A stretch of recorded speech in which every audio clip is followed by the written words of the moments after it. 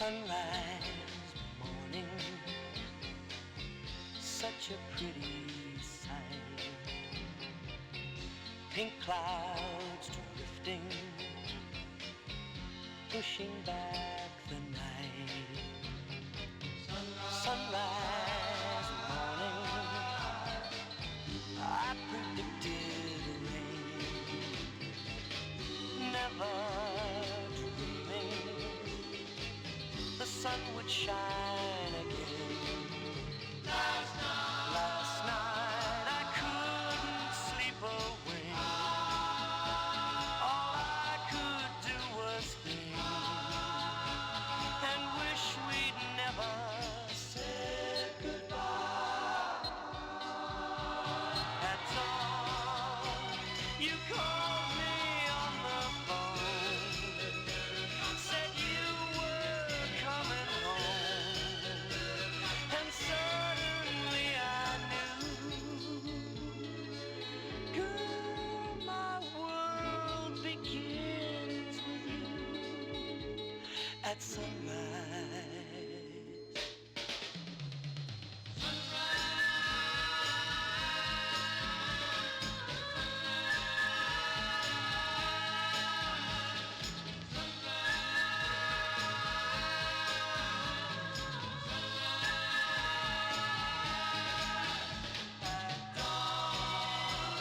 You called me on the phone, said you were coming home, and suddenly I knew, girl, my world begins with you at sunrise. Sunrise morning, I predicted rain.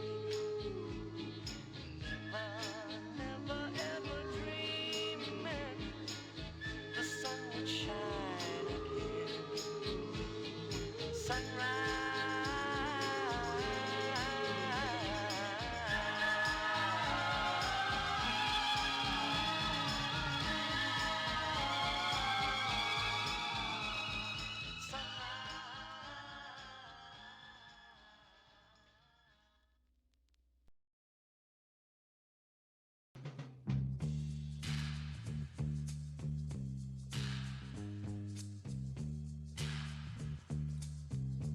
Well, that seems to have fixed the initial technical issues right there. So, good evening, everybody. How we doing tonight? Welcome back, friends, to Roleplaying Unlimited presents Agent Orange Across the Pecos. We return to you after a gap of a couple weeks off, but we are very excited to be here with some more zombie apocalypse action. What's going on, fellas? Doing good, doing good. Yeah, I'm glad nobody among us has the actual zombie plague anymore. We are ready to proceed with fantasy. Is it a fantasy? Is this the real Is life? it someone's fantasy? Or is this just fantasy? I got your reference, Tom. I got it. I did. Thank you, thank you. So, Are you caught in a landslide? Oh man, we're going to start off with the Arnold voice change right off the bat with Valtherus. Welcome back, my friend. How are you? It's good to see you. Hey, Dan, why don't you sing a little Bohemian Rhapsody with the Arnold voice? I'm just a poor boy. Nobody loves me. He's just a He's poor just a boy poor from a poor family. His light from his monstrosity.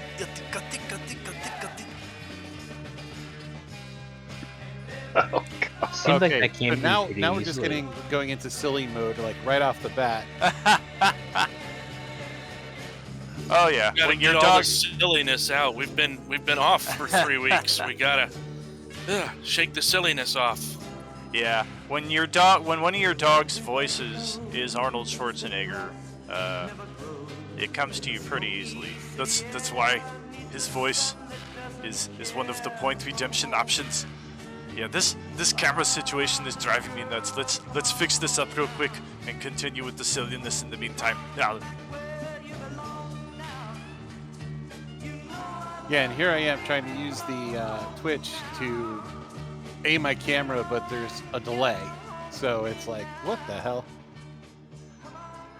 Oh, yes, I did have a mighty strong cup of coffee just a little while ago, and I probably have one during the break too. It's good to keep the energy going when you're doing the tabletop role playing. Helps to lubricate your throat for your voices too. That's right. How can it only be 1 minute since he redeemed those points? It feels like it's been 10 minutes. What the fuck?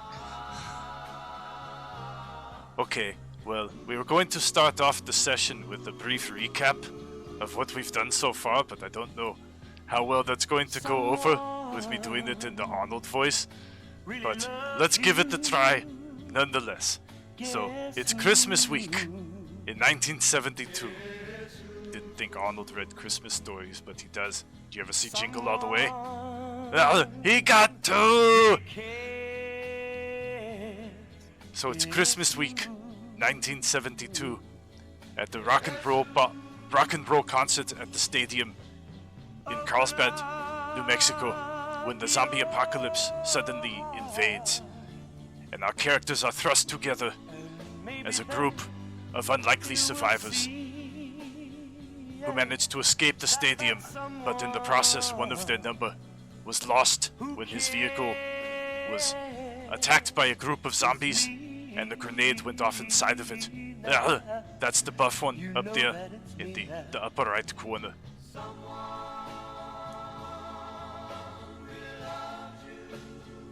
Very unfortunate turn of events. Now all you're Knock gonna do yourself is off, man. reinforce the crazy notion of those two going to rescue him. Hey man. It seemed like a good idea at the time, okay? Yeah, we'd already lost too many or sacrificed too many at that time. That's right. I gave them a bunch of NPCs to work with, and they got all of them killed, like right off the bat. About them. I have no attachment to them. They're just names on paper. Most of them didn't even have names. It was extra hippie number 4. You could tell they were all wearing red shirts. Well, there was definitely some red mixed in with the tie-dye. Well, I mean, all the shirts become red after you bleed on them, no? Yeah, these were totally expendable characters. Nothing of value was lost. That's why I wore the brown pants. This guy's got the right idea. Got the poo on me. So after escaping the stadium, the characters wandered off into the pitch black of night because in the midst of this powerful rainstorm and windstorm, the power was knocked out throughout the entire town. So the characters are just wandering around in the darkness, trying to find one of their vehicles just so they can get their way out back onto the streets with a bit of safety. No, but I have night vision. Well, we didn't account for that, and you didn't say anything at the time, so maybe that's why your character didn't get bit, but it doesn't explain why you were the one that ran headfirst into the overhanging ladder in the alley. Well, night vision doesn't mean you have foresight. And that is how our characters segued into the next scene. Basically, they're wandering through the darkness, trying to just make their way away from all these undead that are suddenly surrounding them. And one of the NPCs is bitten, which just causes a panic. Everybody goes running in different directions, and John's character runs into an alley and clanks his head on one of those overhanging metal ladders. And through the process of that, our characters came to be in the presence of Frederick and his band of survivors who were taking up residence in a local grocery store. And Frederick had come from south across the border in Mexico. So he had actually seen incidents of the living dead rising over the past few weeks. But the news was not covering it. It was kept very hush. There was not really any talk of it going on in the U.S. except in conspiracy groups, which, keep in mind, this is early 70s. It's not as prevalent as it is nowadays. So Frederick is one of the few people that kind of has foresight of what's coming. So he actually kind of scoped out this grocery store ahead of time, and when shit hit the fan here in Carlsbad, he was very quick to kind of barricade it, get people behind the walls, start barricading the windows and everything. So here it is, the first night of the zombie apocalypse, and our characters are brought into this grocery store, which already resembles a pretty decent apocalypse base at this point. They've already got 30, 40 people in there. They've already got kind of a system of rules, which is just basically whatever this guy who had the foresight to put this together, whatever he says goes, is kind of the understanding at this point in time. And they were able to get John's character bandaged up, and looks like he might have a concussion, maybe not, but he's back on his feet. And just the experience that we had in that grocery market with that group of survivors was enough for the characters to unilaterally decide, or unanimously decide, that this is not a place that we want to stay much longer. It looks like we're already kind of disagreeing with some of the major decisions that are happening here. So we're going to hit the road. And that's where we're at right now. It's the same morning that you guys have left the grocery store. You've made your way several blocks across the town to where Earl's truck and his dirt bike are parked.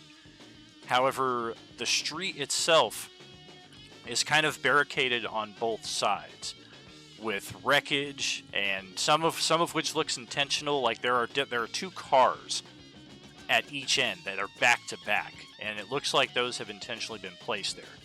But throughout the rainstorm and the floods that occurred last night, it looks like those created a natural point for a lot of other refuse to kind of get swept up against. So now these cars are kind of an even bigger obstacle.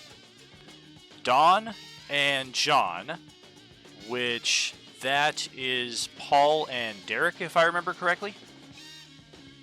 Yep. We. Perfect. Paul and Derek, you guys are against one of those barriers. And Justin is, I believe, in the same location as you, or did you actually go in already? Because Jason went in, he found his way to the dirt bike, which has a corpse pinned underneath it. We were able to determine that whoever stole the bike from your truck was shot and killed. And then Jason, in investigating that, was shot by somebody on like the second or third floor of this building that's nearby. I went all the way up to the bike and then got to the truck, and Jason followed me in, and he got shot. And so I'm at the truck getting my rifle at the moment. That's right. So yeah, two of you went in, two of you stayed back. James needs to make a new character. Maybe not. We'll see. I'm working on it.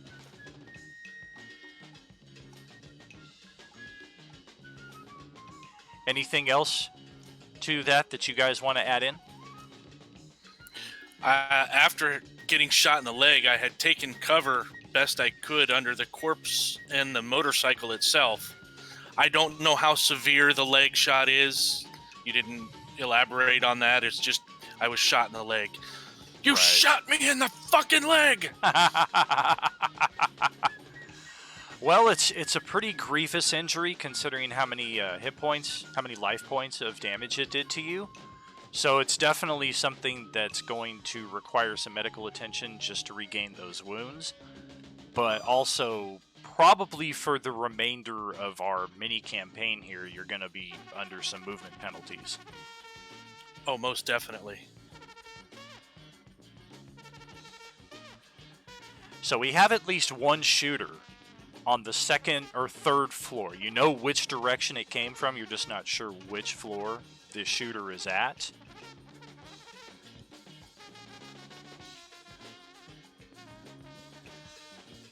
And to determine that, let's go ahead and have all 4 of you here on site roll notice or perception.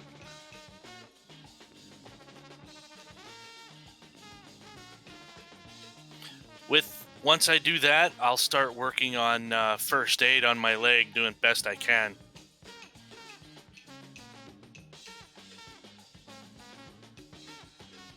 Oh, Hey guys, what do you think of my sniper character so far? No, I'm just joking. I'm just joking. well, so far, flawless. Flawless victory. He's not a very good shot. 1 headshot out of 2? Yeah, that's a 50-50. That's a fail. Or am I trying to suck people to you? You're thinking now. Good point. Good point. Mm-hmm. All right, so Jason, while you are hard at work trying to tend to your injury, but at the same time trying to get a peek up at the building to see who it is that might be shooting you, you catch a brief glimpse of movement on the 2nd floor as somebody just pops up with a rifle. Takes maybe a second to kind of pinpoint your location, and the guy takes another shot at you, which just pounds off the pavement, maybe about a foot away from your right hand. At the same time, Justin, you're kind of peering through the cab of your vehicle up at the same building, and you spot movement on the 3rd floor, 1 window over from where Jason just did here on the 2nd floor. Neither of you see the other person's perception result. This person takes aim at you, Justin, and the result of that is the passenger door, the window is shattered. But it doesn't look like it comes anywhere near you because you're looking close in that location, but it doesn't injure you at all. You missed me, bitch! Well, after grabbing the rifle and taking cover kind of behind the whatever door I've got open there, I'll yell at the building, "Hey you! Hey you son of a bitch! We ain't those dead things! Don't shoot at us, goddammit!" Fuck off, asshole! Yeah, I'm you taking think you cover. hear? Paul is staying in cover. Got it. I'm going to work on my leg best I can. If I have to tear another t-shirt, I will. Oh man, not my Led Zeppelin shirt. What's our gap? But I'm kind of forgetting the scene a little bit, but I thought I was at least a little ways away. Is that correct? Yeah, you and Dawn are about 50, 60 feet off behind some cover, behind a couple vehicles and some wreckage that's been swept here.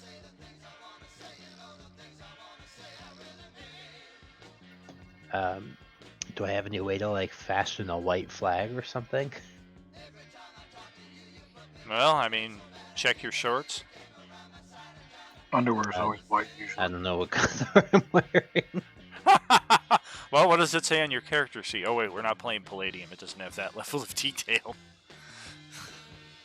Socks, Argyle, 2 pair. Argyle. I forgot to take the self-grooming skill. Now I don't know how to shave and I have lice. Yeah, it's like playing Oregon Trail. So, yeah, I mean, you can definitely fashion some kind of white flag, I would say. Yeah. I mean, that's effectively what I wanted to do. Is I want to go medic mission to the wounded, but make it clear that that's what I'm doing. Alrighty. Any return fire from anybody? No. I was gonna say, if so, I'm taking cover again.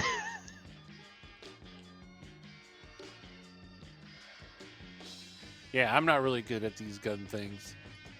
Well, since it looks like, did I see the other shot that went after Jason too? You did not. Neither of you saw the other person's result. No, I mean, did I see the other shot that was taken on him? The bullet. You did hear 2 shots.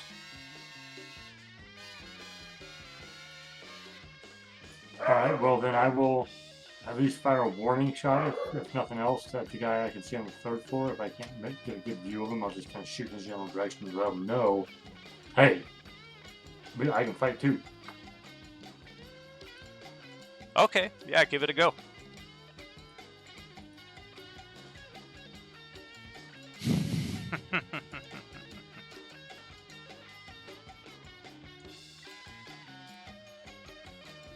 Rolled a 7 for my first aid. Does that add to my HP back? It does not, but you have managed to at least get a tourniquet around it, so it looks like you may have the bleeding hopefully under control. Copy that. Alright, and then Earl takes his attack. 13 to hit, 8 damage. You are greeted to the sound of something shattering inside of that room. It looks like it sounds like something glass, and not the window, because they had already broken the window so they could shoot out of it. So you definitely hit something in there, and you hear a brief exclamation of startlement. Just, what the If you stop shooting, I'll stop shooting, you son of a bitch. Everybody, Yeah, I don't think that's too stop shooting, please.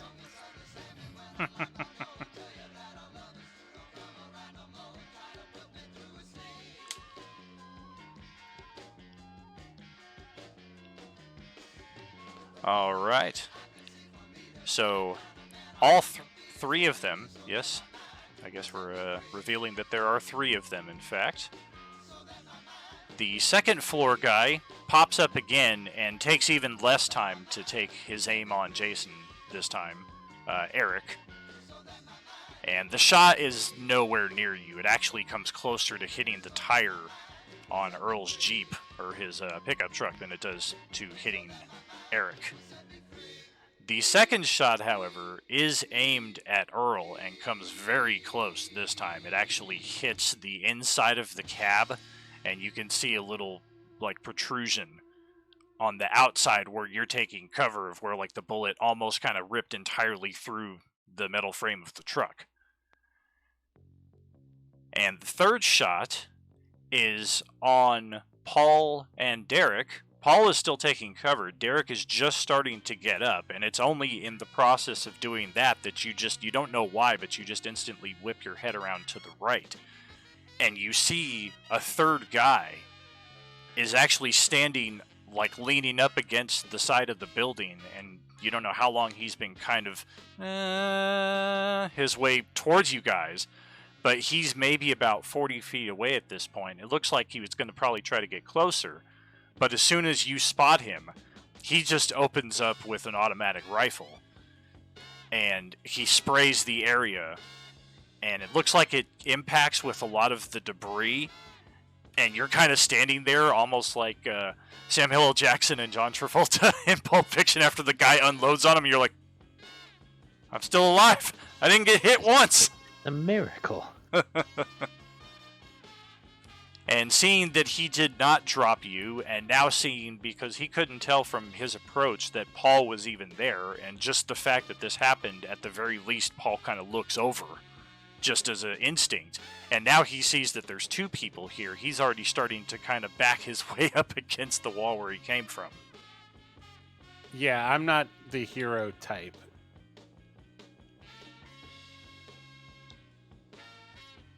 Do I see that gunman? Or no. You cannot see him. That section of the building is entirely obscured from where you're from, but there's no mistaking the sound of the automatic rifle compared to the single-shot rifles that you've been hearing from the building itself. Did I happen to get a look at who was shooting me?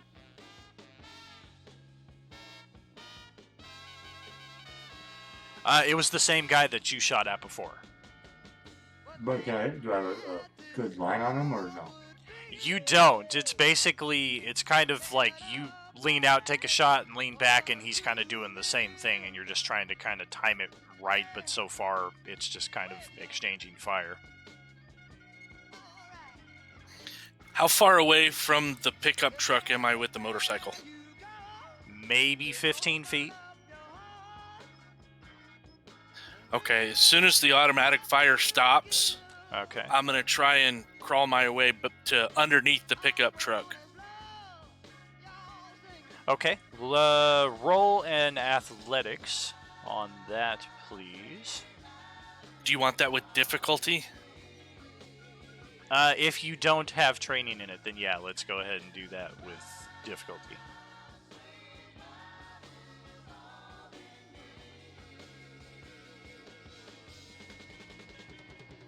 So you want a strength check or something else?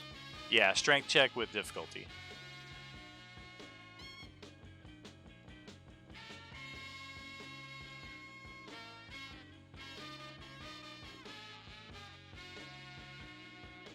All right. Well, the guy pops out again to take another shot at you while you're out in the open, but you crawl your way as fast as you can and make it to the safety of underneath the truck, where it doesn't look like he has any kind of line of sight on you. I'm going to kind of drop low below the door, is where I've been kind of peeking up before. I'm going to drop low and watch for somebody to pop out so I can shoot at him. Gotcha. How about Paul and Derek? Yeah, unless one of them is like really close to me, I am not moving from this spot. Yeah. I mean, I don't have a weapon. If this guy is clearly staying on the offensive despite my efforts, then I'm just taking cover again.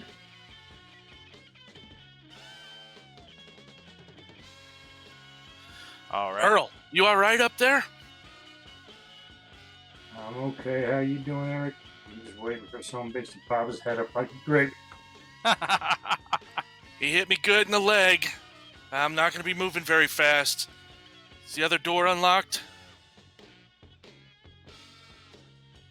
If it's not, the window's broken.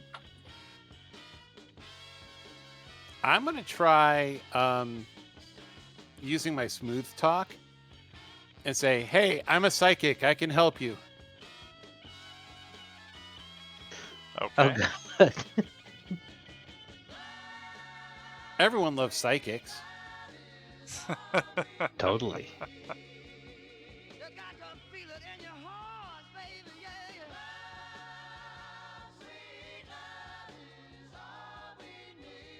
Find your thrill on Strawberry Hill. 11's a pretty good roll.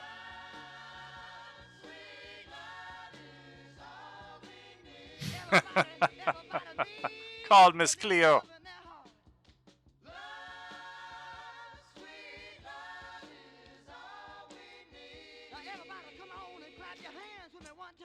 Yes, but I predicted this, and you know I know how to save you all. All right, so Paul stands up and just kind of in the process of his spiel, like he draws one of his tarot cards that he has on hand just to be like, I can read your future and it's right here in my hand. And the response is a shot that rips through the card that's in his hand. Yeah, I'm dropping back down. And because Paul and Derek are a little farther away, you don't hear it quite as clearly, but you hear something like...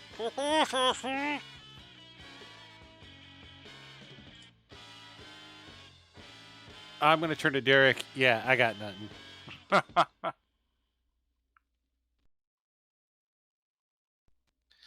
right, with that, I'm going to start. Let me make sure I got this clear before I say what I'm going to do. The passenger side of the pickup truck is not in their line of sight. They have to go. That's like shooting from the.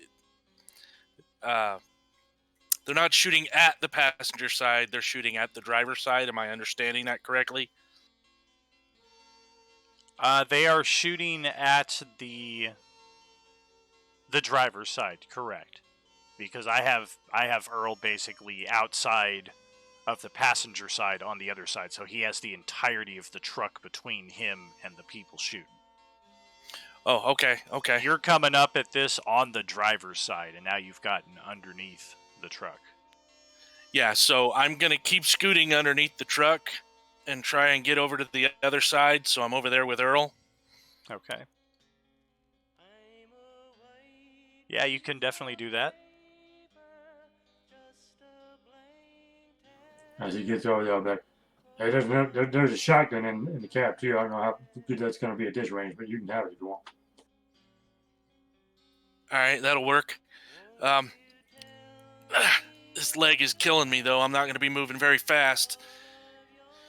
I'll tell you what. Do you know where the shooters are? I thought I heard a third one. I don't know. Sounded like there was one around the corner, but a machine gun or something. I'm watching this motherfucker up on the third floor. He's been shooting me. I don't know if he's the same one shot you.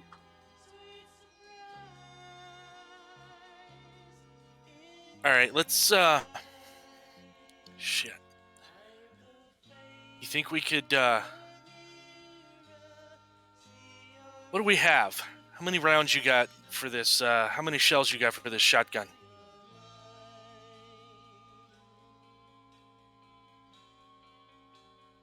While they're discussing that, James, if you are approaching the scene in question, hopefully you have a pretty decent understanding of what we're looking at here. We've discussed it enough, certainly.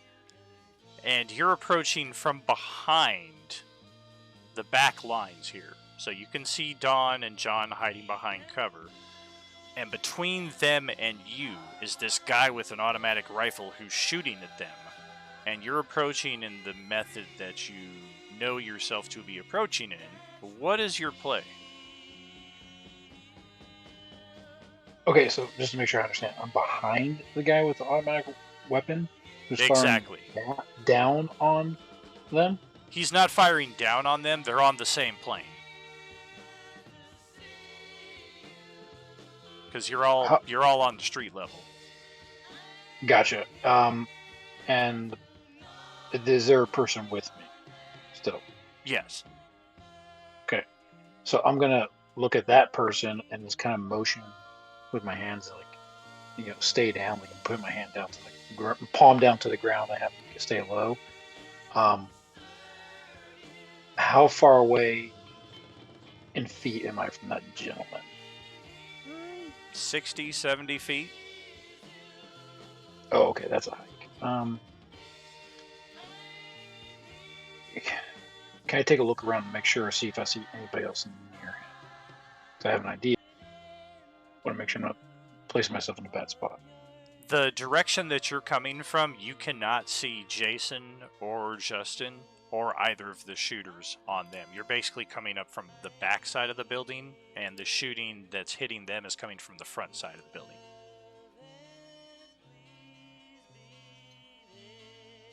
Is there enough to cautiously move forward, tactically, like from leapfrogging, I guess would be the term I'm using?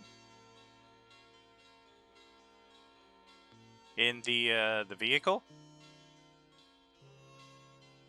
Well, I think it'd be appropriate to just turn it off, because I don't want to draw attention, because a loud vehicle could look that way. Gotcha, because I basically have it that you guys are kind of driving along when you happen to see this from about 60 feet away. So do you want to stop at this point and park the vehicle?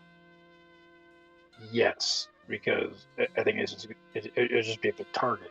You know what I mean? Like, so turning it off, at least, you're not going to hear nothing. In theory. All right. Well, let's see if this guy hears you maneuvering the vehicle behind him.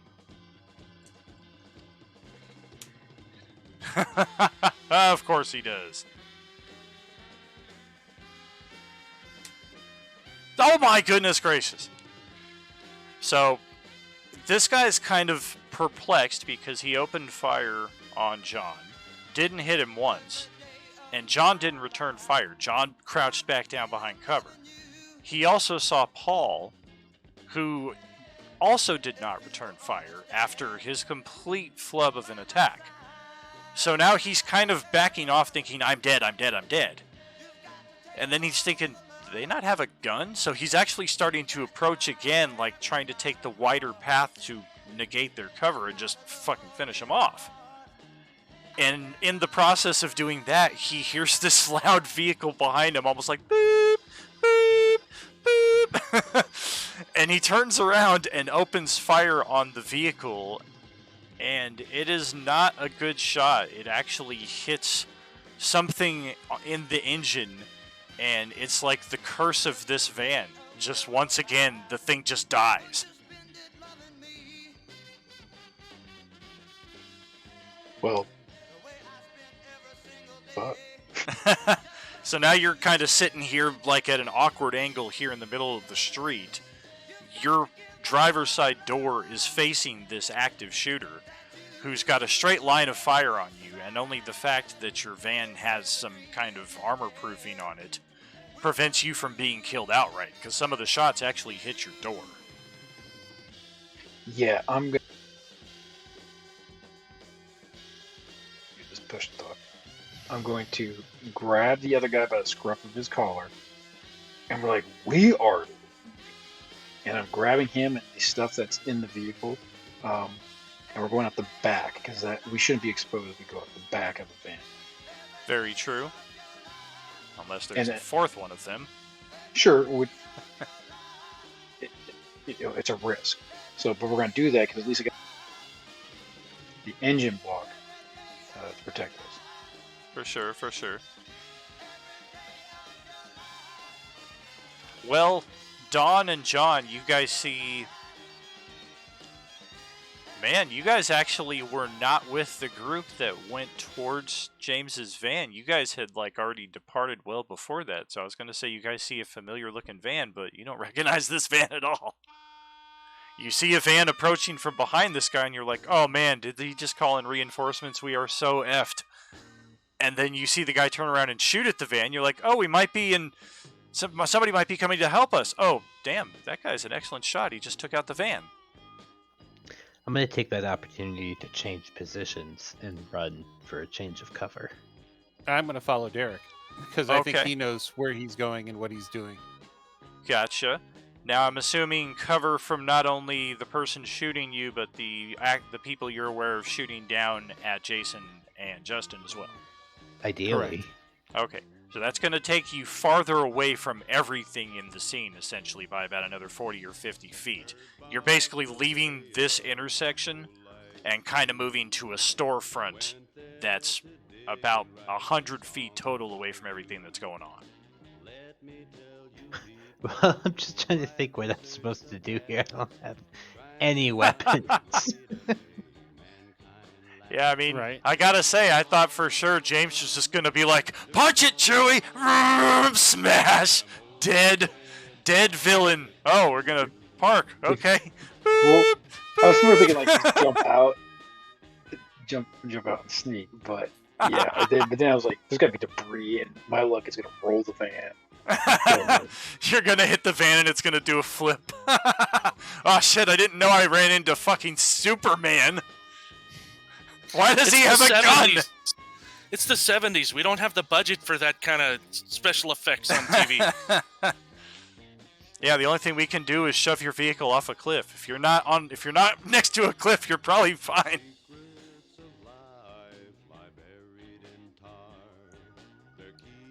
Okay, how far away is this shooter from us? The guy that's been shooting at you and Dawn is still about 60 feet away. And then James's van is another 60 feet or so past that. And where we are right now, do we have cover from the elevated shooters or no? Where you're at right now, that gave you good cover from the elevated shooters, yes. I mean, just don't know what am I supposed to do? Throw my stethoscope at the guy? 60 feet away. Maybe you'll get a natural 10.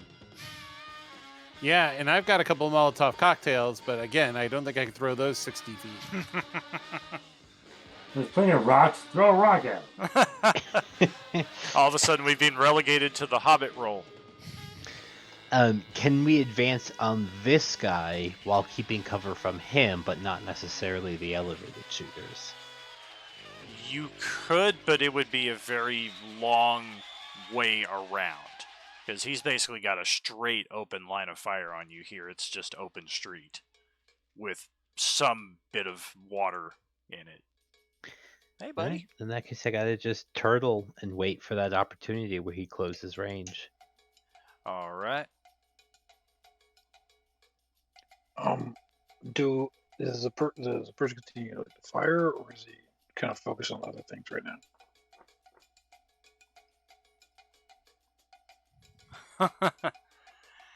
He's not just laying down a continuous fire, like he sprayed the vehicle a bit, and now that he sees it's not moving, he's kind of cautiously approaching where you were sitting, it looks like, based on when you last saw him. Once you get into the back of the truck, you kind of lose sight of him.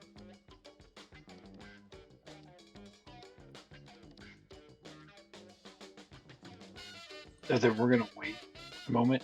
I'm gonna have my shoddy, if you will, just kind of sitting there waiting. If I hear footsteps on around the vehicle, then I'll act on it. Well, go ahead and roll a notice or a perception. And back over to Earl and Eric. He was asking how many rounds you had. I put it on there. Oh, he just typed it out.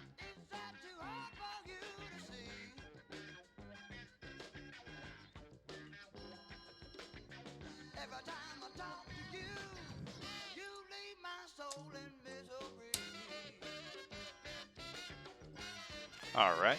Well, you think you see this guy popping his head out to take a shot on you, Justin? And I will take him first. Go ahead.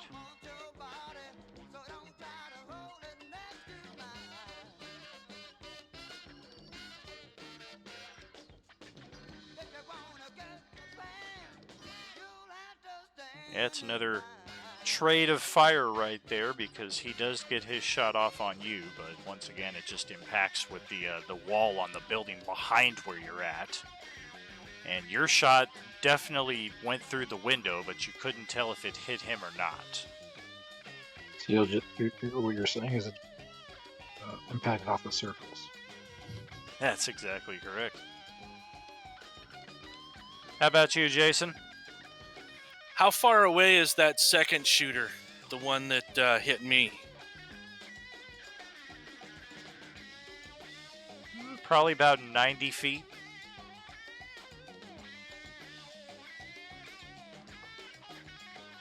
I could pepper him, but I ain't gonna kill him. If he pops his head out at the same time as Earl pops up to shoot at the other guy, I'll pop up and aim the shotgun at this guy.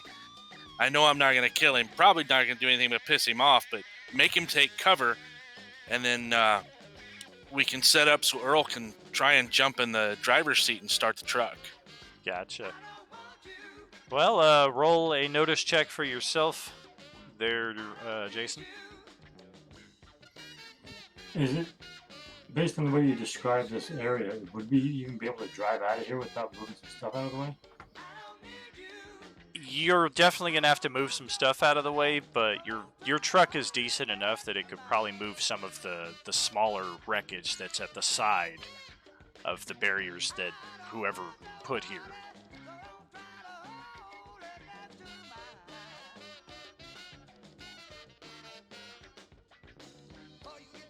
Perception of 7.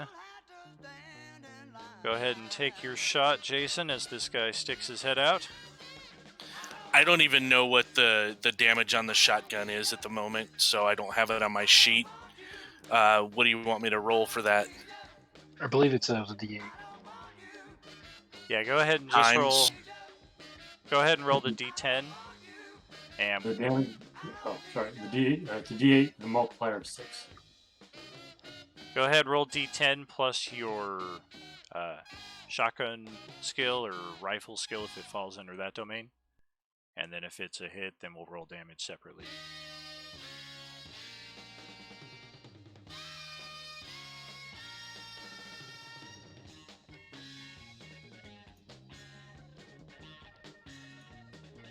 I can't remember how to roll. /R space 1 die 10. And shotguns is its own skill. Gotcha.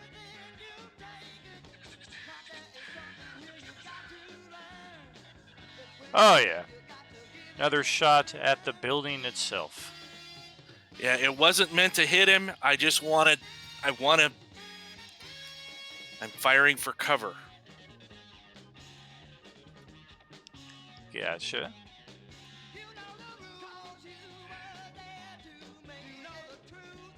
Well, James, you do hear this person, but basically it's the sound of him opening the driver's side door and then a blast peppering the inside of the driver's cab, and then a curse as he realizes that you're not there. Well, is there any way I can come around the back of the van and chitty bang? Yeah, sure. And as I come around, I'll be like, communism never wins.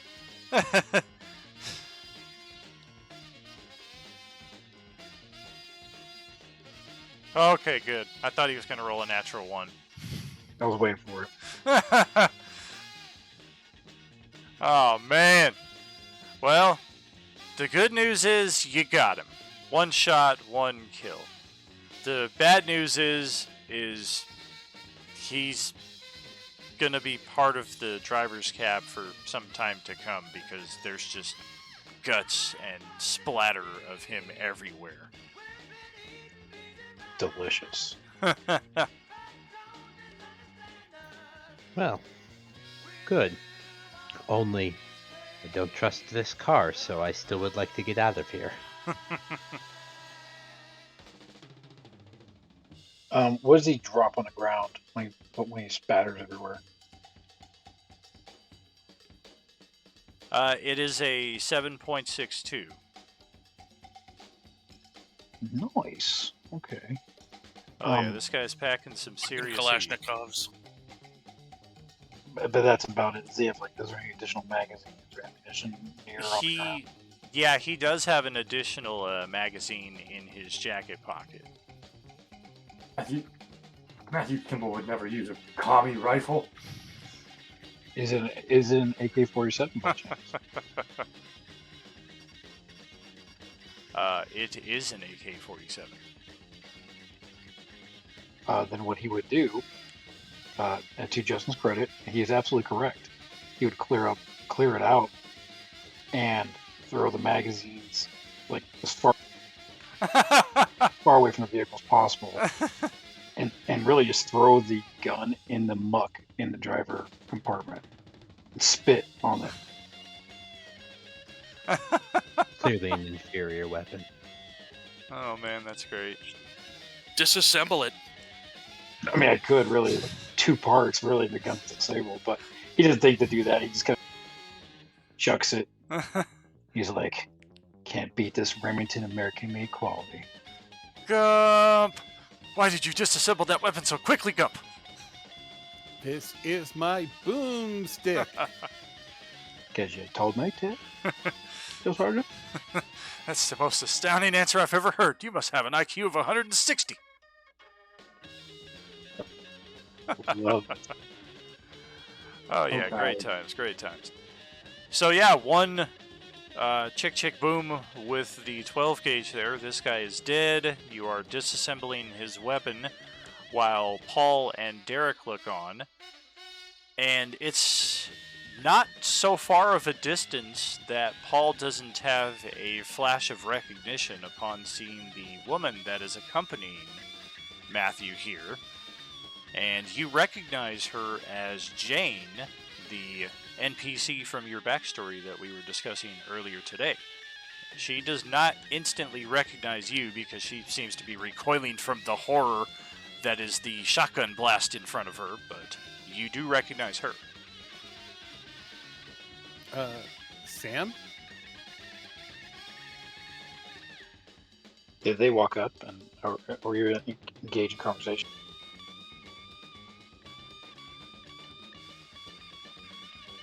Oh, what's her name? Samantha. Oh, okay, okay. Are we close enough to talk? It's a bit of a distance, and plus with the nearby gunfire exchange still going on, it's not audible. Gotcha.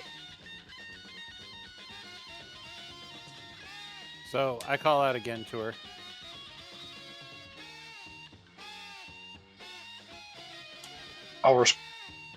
Do I recognize the voice? Yeah, if you look over at these two guys, you recognize both of them from the group that you escaped the stadium with last night. What's the I'm running for cover. I don't recognize this truck. So I see a random person running across the field. Do I recognize that one?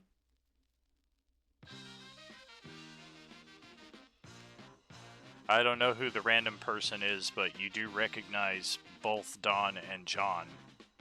That's what I meant, John. Behind the cover. Oh, jeez. How far away are the shooters in the building from us? Anywhere between 90 and 100 plus feet. And is there any cover between where the truck is and where they're at? There is not. So I call out again to her. Samantha, get over here. No, and I look at her and just shake my head like, stay here. We're in the open. That's dumb. There's clearly Spetsnaz in the building. You'll be cut down in seconds. Wait. I'll yell back to Paul. No, you come to us. I will cover you. As best you can tell, James, Dawn and John are not currently under fire, so it should be an open path for either of you to get to each other. So I'll motion for him to come over, like just showing my shotgun. Like I have a shotgun like that, I'm armed, and for them to come to the vehicle. All right, Derek, let's head on over to the vehicle over there. Sure. Okay. I definitely know one of the two. I can't believe my eyes, but it may look like we know both of them. I start waving again. I'm gonna head over to the truck, Oh, yeah. to the van, actually. And as you get closer to the van, Sam breaks free from Matthew's side, and there's the embrace of, oh my god, it's the apocalypse, and everybody around us is dying. I never expected to see you alive again. Oh my god, Samantha, what happened? We almost certainly left this dude for dead.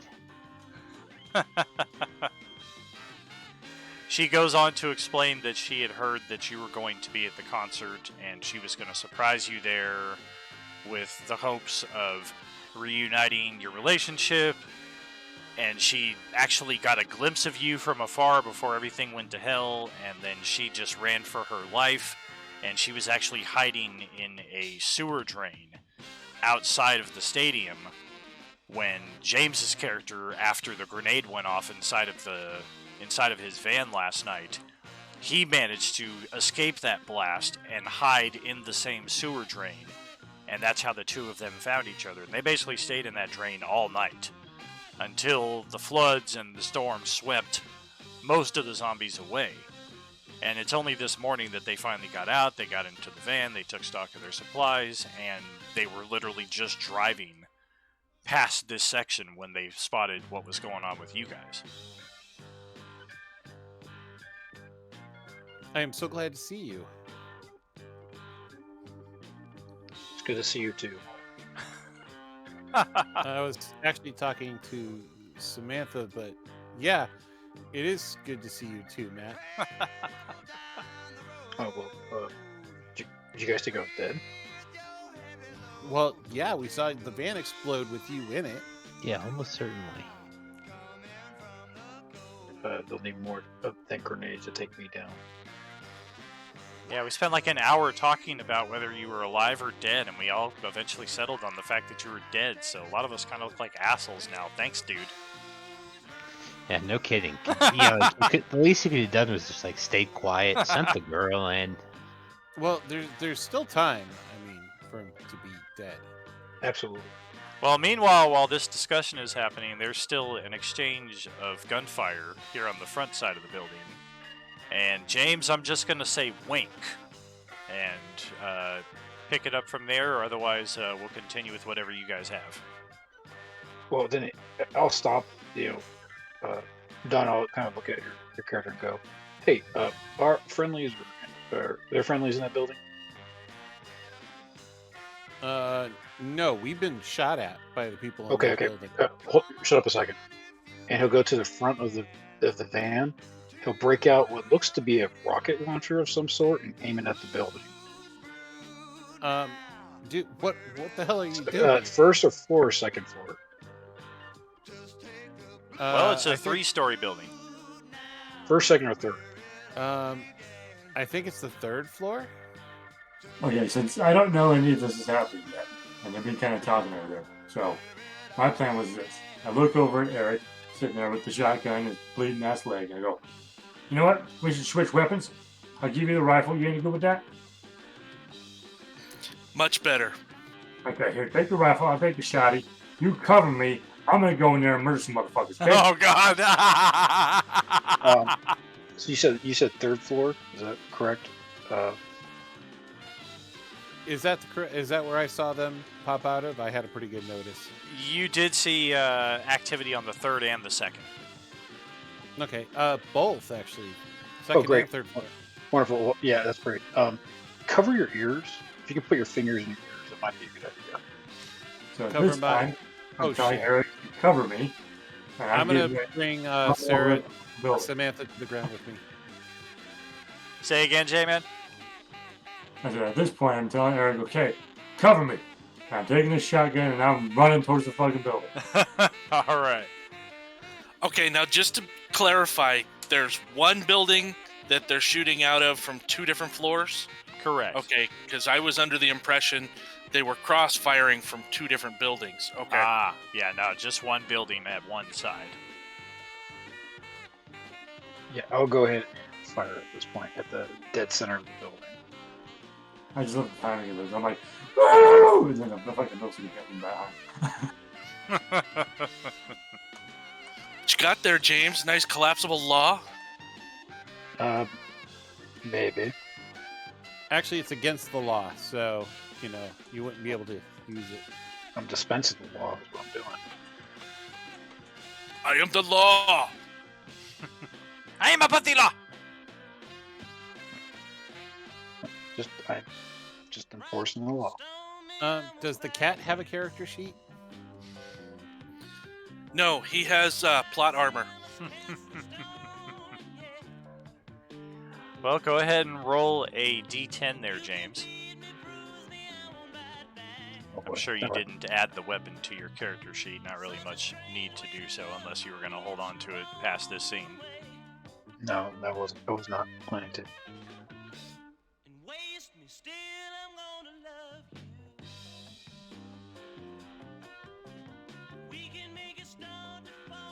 I did go center.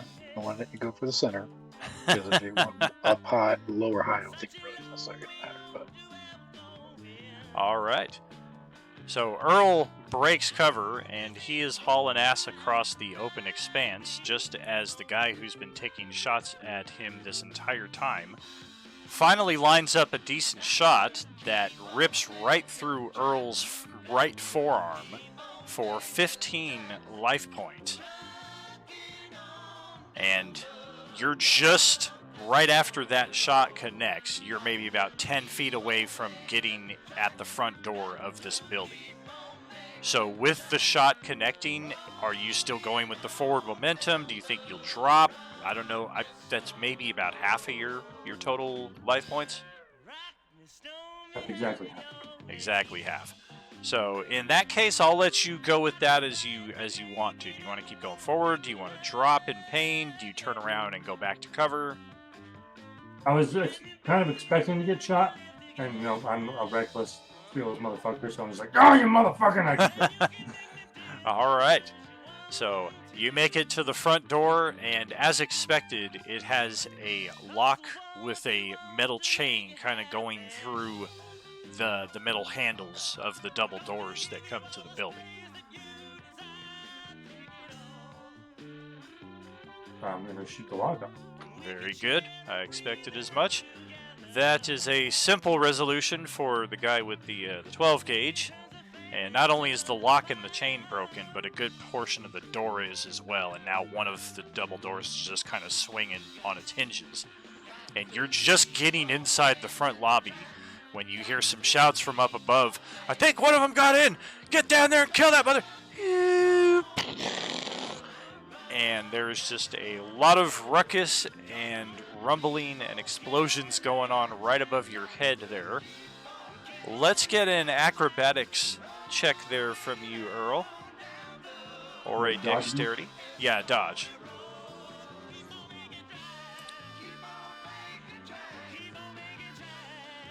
Do I get a shot on this guy too, since I was running cover?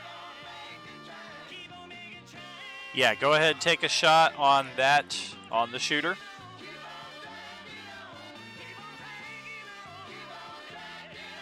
Woo!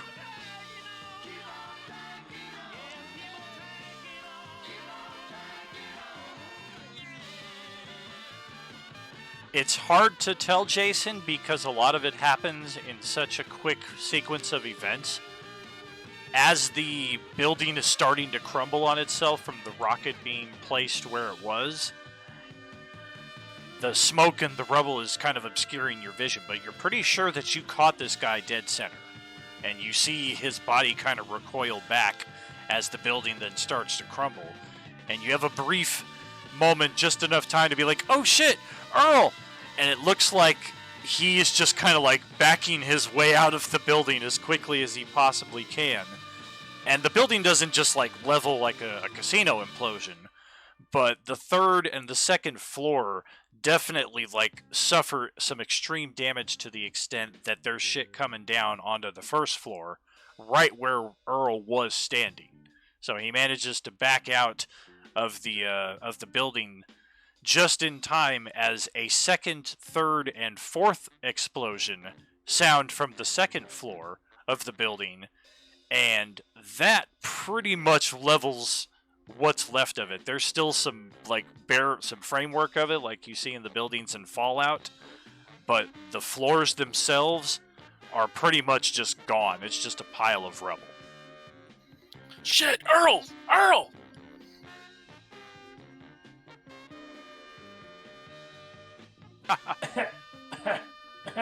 The fuck did they put in this shotgun?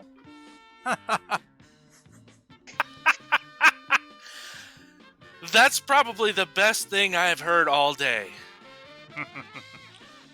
Whew! The And hell with- happened there? And with that, the combat has come to an end, and you guys can go ahead and reunify the group, have whatever RP you want to have here. And Don, you now have yourself, I guess, to use the Star Wars Fantasy Flight System rules, you now have an obligation in-game. Yeah, I gotta make sure she don't get killed. So Matt will get up, wiping some tears from his eyes based on the fantastic explosions he just saw. He'll start to hum a little tune you may have heard. Oh, say, can you see? Eric, you hear singing? Oh, and he goes right into the national anthem and like this beautiful drops a rocket tube and is saluting the building. Hey, Eric, you hear singing? I think I hear singing. I usually kind of ringing, but I think I hear singing. What? Once he's finished, he'll kiss the tube. It's a little hot, so it's a little kiss, like, mwah, and he'll put it down, and he'll start walking towards the building after racking around in his shotgun to clean up what's left.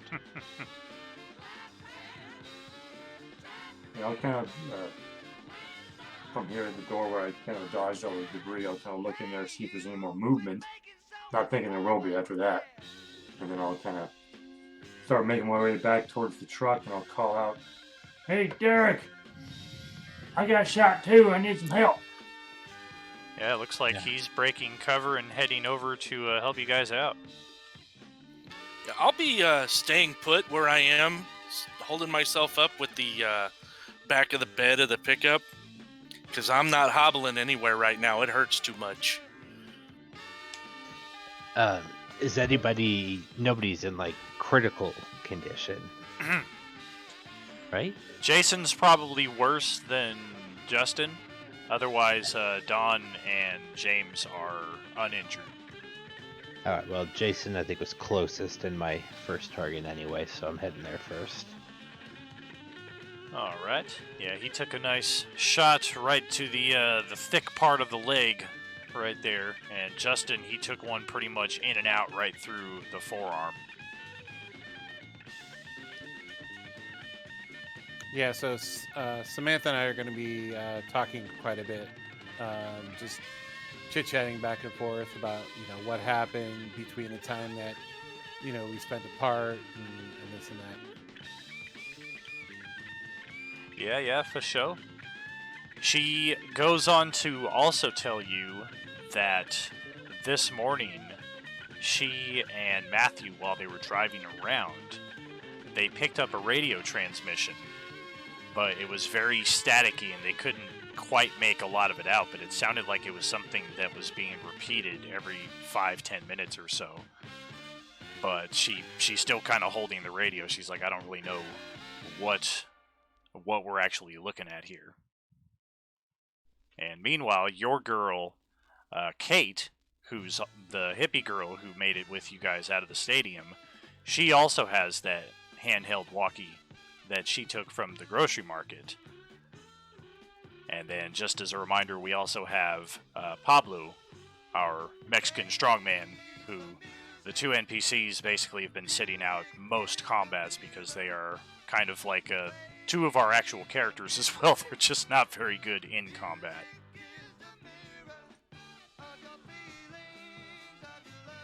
So has Matthew and the other person come around to where we can see him yet? I would think so. All right, Comrade Commissar, if you're in there, come out now with your hands up. I'm blasting you. He's more saying out loud just to make sure if there is a survivor in the building that they come out and surrender. As Matthew comes around the corner, I kind of do a double take. Look over at Eric, like, you seeing this shit? Look back at Matthew. Ain't you dead? They're not the one to bring me down. Are you alright? You need help? Since I see it's Earl and them, I just kind of walk up and start trying to go over and assist after slinging the shotty. We came up, we tried to get to you after that whatever it was blew up in your van there. But there was too many of them things in the way. We couldn't get to you. Figured you weren't moving, so must not have made it. Oh, no, based on my superior survival training. I do appreciate the help, but lest they be Russian Special Forces, nobody's taking me down. And even then, you see what I can do. He looks around the building. Oh, that was you. I didn't think it was my shotgun, but I had no other context to go by. That was really fucking strange. Who makes your shotgun? What's that? Who makes your shotgun? What's the manufacturer? Mossberg. Yeah, Mossberg. Was that Swedish? I don't know. Everybody, this is Samantha. This is Derek. This is Earl. This is Matthew. And this is Eric. He did it! James, in response to one of your earlier comments, you do not spot movement coming out of the rubble, but not only the several rounds of exchanged gunfire, but definitely the rocket launcher blast and the subsequent explosions inside the building have drawn the attention of many nearby undead who, at this moment, are at the closest about 100 feet away, coming from multiple directions. It's not like you're about to be ensconced in undead and completely surrounded, but they are coming from enough directions that it is kind of like we probably don't want to hang out here too long. I'll keep cover if you guys want to load that dirt bike in this truck, and we can try and get out of here. Can But you I ain't walk? moving or lifting much right now.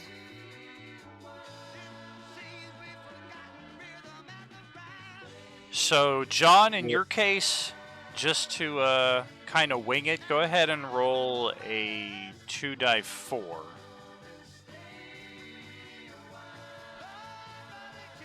And Jason, restore 6 of your life points. I'm not exactly too keen on the health and restoration system. I don't know if we want to go into too much detail on it. Seems like in the spirit of zombie apocalypse and potential alternative comparisons that a direct hit point restoration is probably pretty generous, so I'm cool going with that if you guys are. I'm cool. Do you want to roll another one of those for Justin? Perfect. And for 16, let's make it 3d4.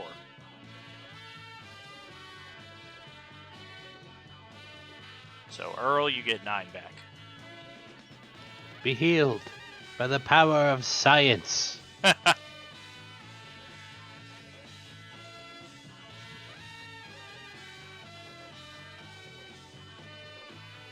Good work. Derek, let's get these vehicles going. Let's get the fuck out of here.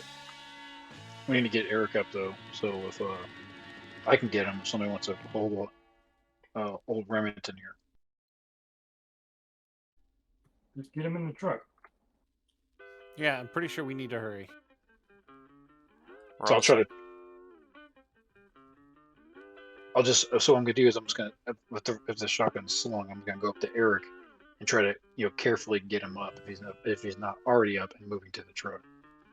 Sure. Just help me get in the passenger side. I'll ride shotgun.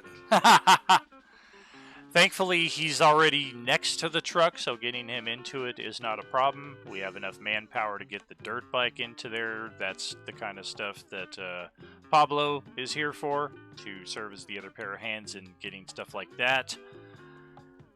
We do still have the issue of James's van being in a state of disrepair right now, however, after taking a shot somewhere in the engine. I think I got one in the engine block, so I don't know if I'm gonna be able to fix it in time before these things. Let's get in the bed. We'll run over there and see if we can do anything real quick. If not, we'll come back. Grab what you can. We'll throw it in the bed of the truck. This is pretty important we get this thing up and going. I can't tell you how important this van is. This is like deja vu. Right? I just Earl, just drive us over there, and I'll see what I can do. Oh yeah, getting to the van, everybody in the vicinity is not a problem. It looks like the bullet ripped through one of the cables that is connecting the battery. So if you have some duct tape or just want to scrounge up a spare cable from a nearby one of the vehicles that's kind of pushed up as a barricade, either of those would be an option. I do have a toolkit in the truck.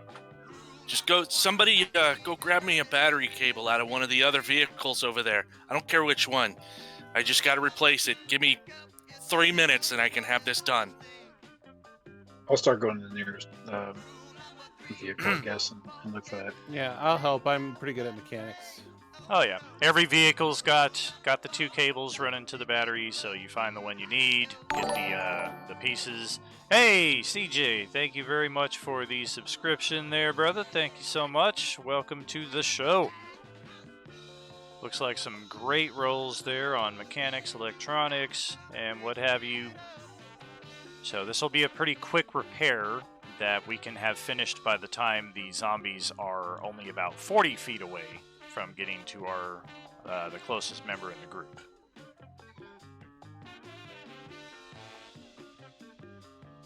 All right, I got the wire on. Go ahead and try and start it. Everything sounds good. The vehicle is up and running. We now have a truck and a passenger van that can seat even more people should we come across anybody else that we want to add to our group. And With finally, that, I'll hobble back into the passenger side of the pickup truck, cool. and Probably wanna fuck me up. I'm just gonna literally ride shotgun. So I'll keep the shotgun and at the ready for any undead that come close. Yeah, we'll probably want to put the extra people we have in the van instead of in the bed of the truck. Yeah, for sure. Yeah, Samantha's going to ride in the van, which I presume Paul will Yep. also do. And then I'll ride with her. right, both our NPCs will be there in the van as well. Kate and Pablo. Derek, we got room for you in the pickup or in the van. Put me. I want to be with the PCs. Don't put me at the kids' table. Well, we're kind of split. You want the van. The van's the happening spot. All right, fine. Put me in the van. Yes. All Is that the fun V? right. Not the humdrum V. This ain't no humdrum, mate. Very cool, very cool. So on to the next point. I'm not sure if Eric overheard this. If not, it's definitely something he'll be hearing more of as our group starts getting prepared to go and getting in the vehicles and pulling out. We now have 2 radios in the group, and Samantha was saying that earlier this morning, while she and Matthew were driving around, they were picking up some kind of message, but it was coming through staticky, and it seems like the radio basically just needs to be kind of fine-tuned. Yeah, I never heard that, so I actually don't even know that Kate had the radio. She never told me. She kept it hidden on the way out. Gotcha. Well, this is definitely something that Samantha will be talking about within earshot of you. If not, if you didn't hear it the first time, you'll definitely be hearing it here in the next few minutes. So, does your character have any response to that? Let me see that radio. Let me see what I can do for it.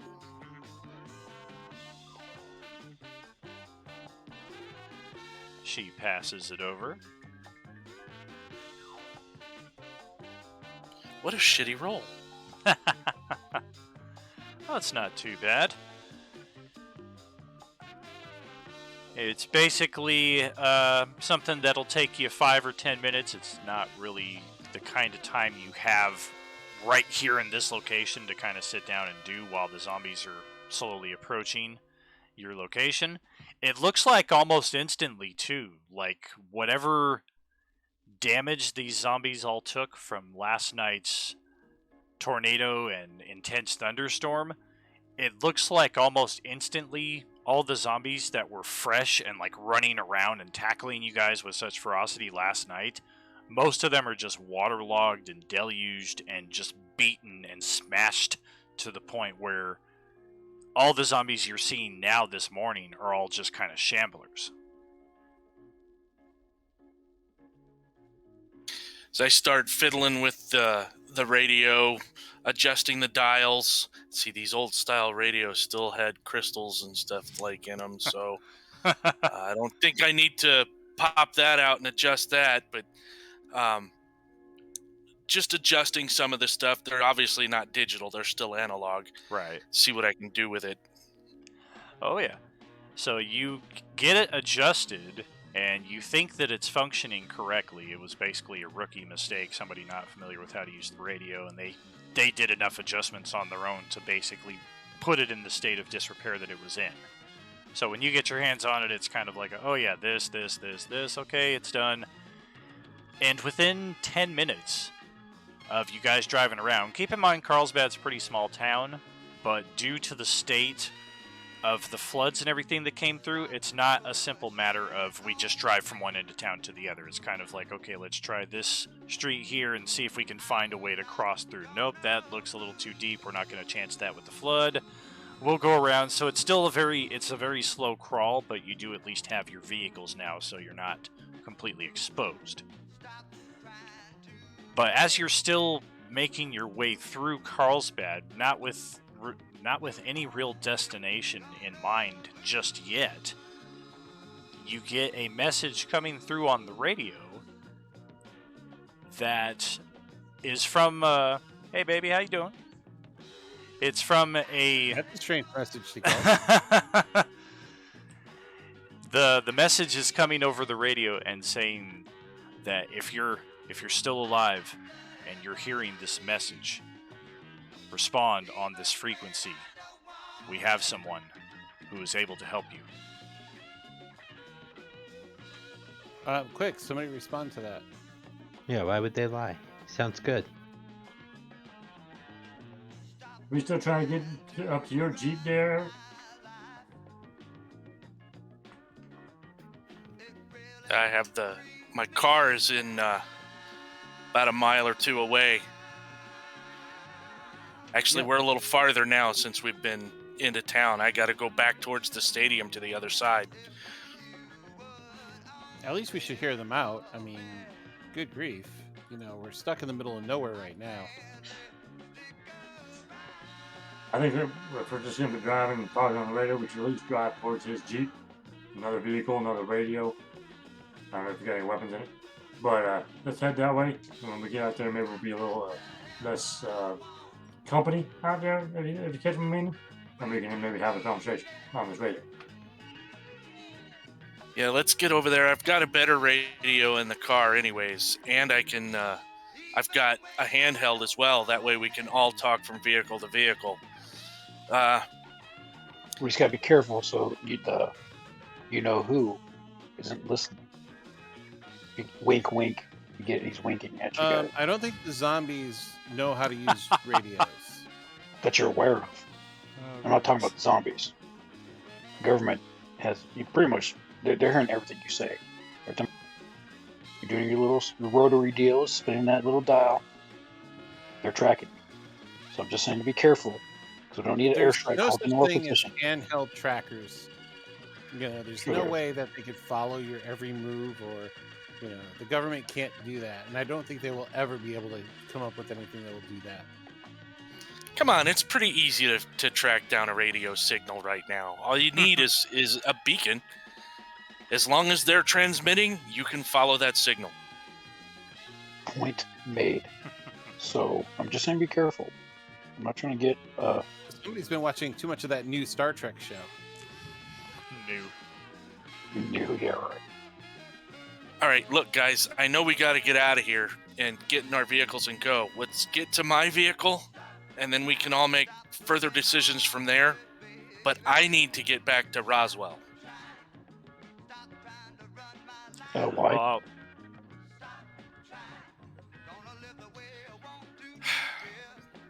He's got I'm in the military. You're in the middle. Okay. Thank you for your service. I got to get back to my unit. I'm in the Air Force. We have several missile silos in the area.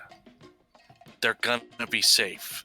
I don't know what my unit wants to do with its situation going on. I would say just nuke them. It's the only way to be sure. The zombies is what I mean. And the Russians, if that's at all possible. Look, right now, let's just get to my car, and then you guys can decide what you want to do, but I've got to get back to Roswell. Well, as a military man, I think we need to facilitate this guy's request. Get in there. That's what I've been trying to do. Because you're a all good right. man. Well, we'll pick it up from this spot here after our break. We'll take a 10-minute or so and come back at about 7:45. So yeah, thanks for hanging out so far, everybody, for part 3 of Agent Orange. We hope you're enjoying the show, and we'll be back shortly.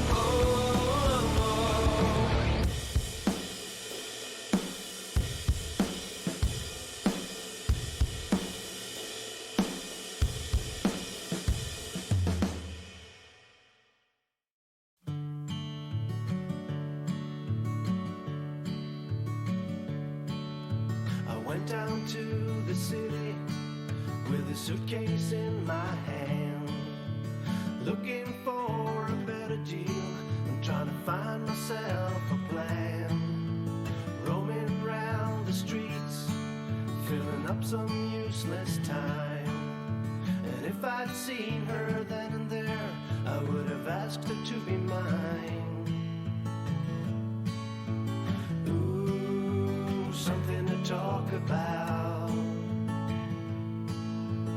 Ooh, someone to dream about. I'm going home alone with only trouble on my mind. I've roamed the streets 1,000 times, but a girl is hard to find. I've learned my lesson oh so well. There's only one thing I have found. When nothing else remains to do, you should just stick to your own kind. Ooh, something to talk about. Ooh, someone to dream about. Ooh, something to talk about. Ooh, someone to dream about.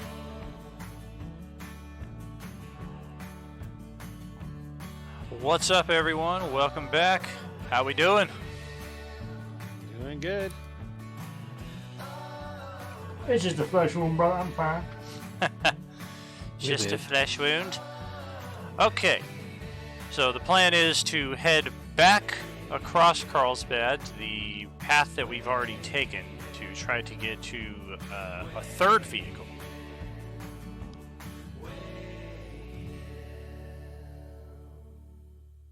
That would be correct. Actually, a fourth vehicle, because our first vehicle we tried to get to was Dawn's car. Oh, thank you very much, CJ. Appreciate that. Had fun putting together the playlist. That was a badass Monte Carlo, by the way, Don. Ah, thank you. That was actually kind of sad to lose that one. Yep, very true. Well, it looks like we're going to be sitting at 50-50 when it comes to cars, because, yes, the path back is a lot clearer than it was last night. However, that section of the street where Jason had parked, all of those cars are now in a tangled wreck at the far end of the street. You can just see, like, the back of his car, which is covered by at least two other vehicles and what have you. Looks like the floods swept through and took out like every vehicle on this street and just put them in a big heap. Alright, let's get over there. Let's see if I can at least salvage stuff out of it. Most of my belongings were in there. All right, let's see if we can get around this bullshit then. Yeah, this looks like it's going to be a pretty monumental task just to get anything out of this vehicle. The only thing that's accessible from the way it's pinned currently would be the rear license plate. Okay. Well, let's just move on. It's up to you guys. I've got to go to Roswell. What do you guys want to do? You want to check out what the radio's all about? I can't get to it. It's just completely blocked. I can't get my tools. I can't get my radios. I can't even recover a flashlight out of that. I meant the radio we got. I don't know if I trust that yet. It's on a repeater. I don't even know if anybody's there. One way to find out, right? Respond to it, right? Yeah, if they answer back, somebody's got to be there. All right. Oh, What do you guys want to say? Hey, hi, Papa Lou. Who's We a should good start with boy? hello. You the radio man, right? You should go that boy. way. That's probably one of these things, let's say. All right, let's start with a radio check. And with that, Dan, I'll take the radio and I'll press the button for broadcasting. Any station in this net. Radio check, over. I hear you loud and clear. Transmission received. Who's speaking?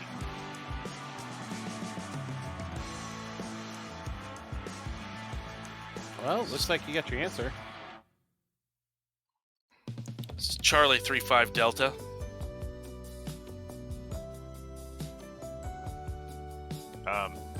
Yeah. My name is James Kimball. And it just kind of goes to show the strained relationship that is at hand when Matthew Kimball does not recognize the voice of his own father until this man identifies himself by name. Freaking old man.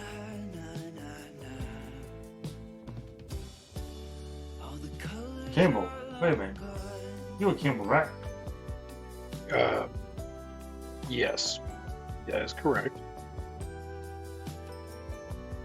Any relation? That's my father.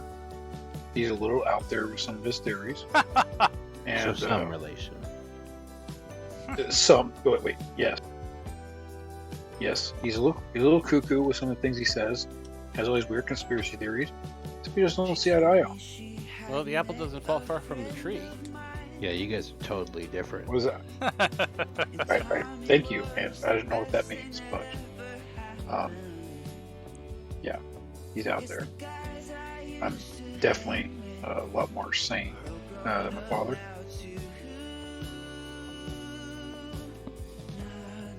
Do you want to talk to him at all? You might have a better insight on his motives than me. Yeah. With that, I hand the radio over to him. Whether he takes it or not, I don't know.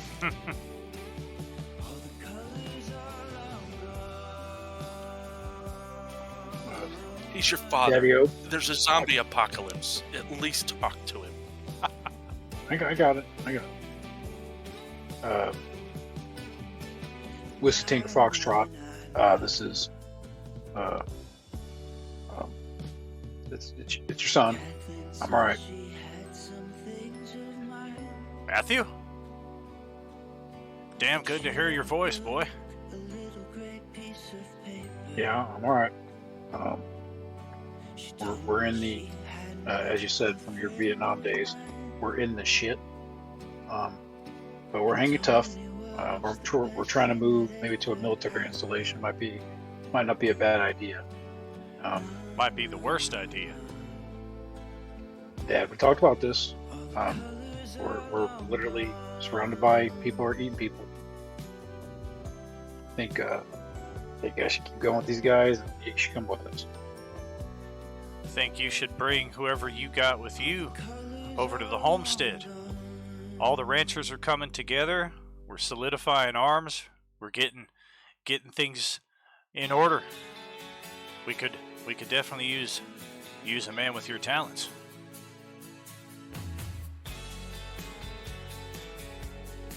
Kind of looks at the rest of the group. Stand by one, Dad. Don't look at me, man. He's your dad. Well, no, I get it, but he actually has a decent plan for once.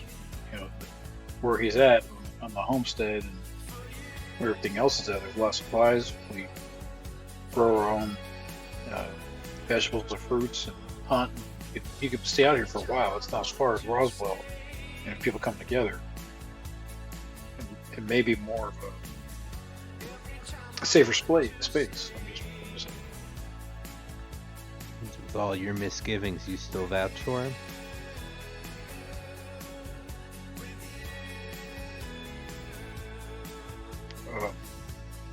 Well, Roswell's a hike away, and the Russians are a lot easier to deal with up in the hills. Just so we know, the location of the homestead is in Lovington, so it's not necessarily super close, but it's not very far either. So, where is this homestead? It's in Lovington. Not that far. I tell them the distance. So basically, it's a 50-50 shot. You got roughly the same distance between here in Lovington and here in Roswell.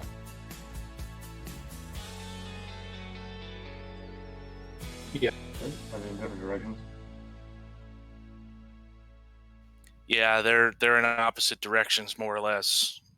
The thing is, we've got to go through Artesia to get to Roswell. I don't know what's going to go on there. They've got the oil refinery. And going to Lovington, we got to go through Caprock. That town's that's nothing but an Allsips and a high school. Allsips is a 7-Eleven, by the way. Oh, gotcha. Heard. What kind of radio does your dad have? Is it powerful enough to reach the military guys? Probably. I mean, we use it to. I would say yeah, more than likely. As long as the Russians don't key in, then we smash the radio and start it up and build another one. We don't have a lot of anti-aircraft or anything like that, but we got plants, so we can self-sustain for a lot longer, I think, than in Roswell. Looking around to see if there's any undead in the area and any shamblers or what have you walking around. Looks like it was pretty wiped out in this area. Look, it's a 50-50 shot. I know you guys may want to go there. I have an obligation at least to get to my unit.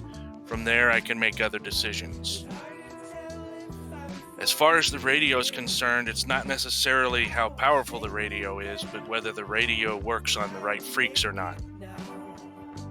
This radio doesn't work on the proper freaks to pick up on the military channels. Otherwise, I would have already contacted them. This is little more than a glorified CB right now. Military channels are scrambled, at the very least. Right.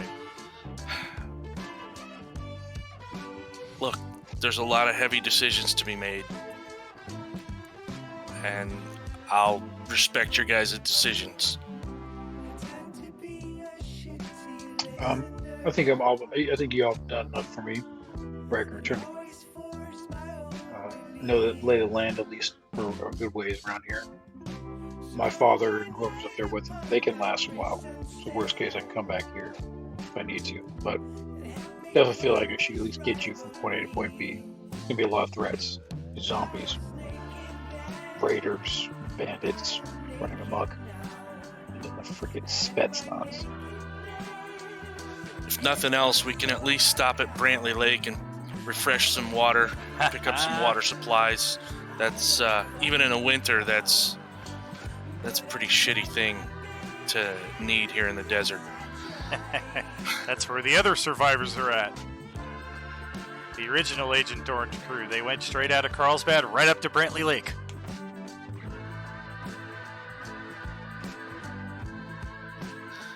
So if you want to go to the homestead, go to the homestead. I don't know what the rest of you guys feel like. I've got an obligation at least to get to my unit. And if they've disbanded, fine. I'll make other decisions from there, but I have to at least try. So, Matt, let your father know however you want to, what you want to do, and what our plans are. And then maybe we can at least coordinate again later. Stay in contact. Well, let's hear what everybody else has to say about this situation. What do they want to do? It doesn't matter to me. I mean, there's safety in numbers, but we don't even know if the military is involved with this whole thing going on, or if they're not involved, or, you know, I prefer to stick with, no offense, but regular people.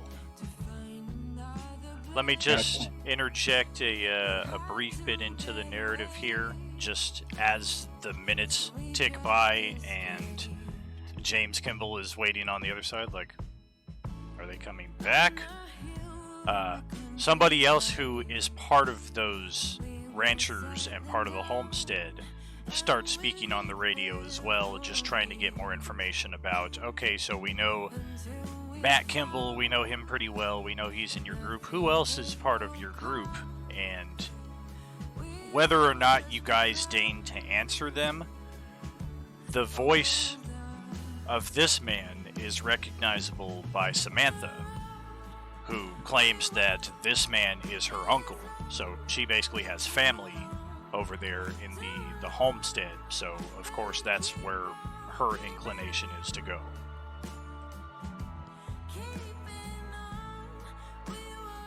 Well, there you go. We have people that we know and someone that we know who knows somebody we know. I think you said that too many times. Well, now we know what we know. It's the unknown unknowns that we don't know. Allow myself to introduce myself.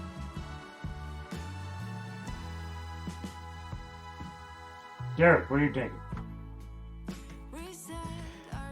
Y'all the only ones who ain't tried to kill me in the last 24 hours, so I'm sticking with the bulk of you, particularly the fellas here with the guns. Well played.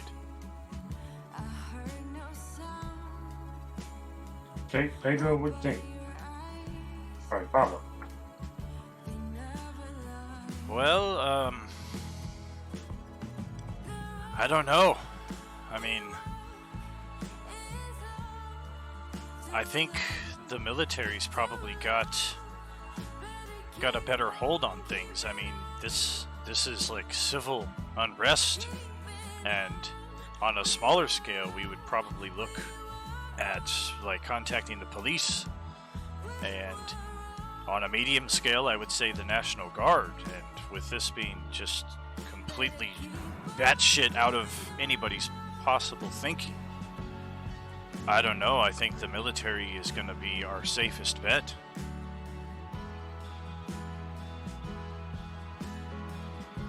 Jake, you got any thoughts? I like the idea of us growing our own food, having our own control over our own fates.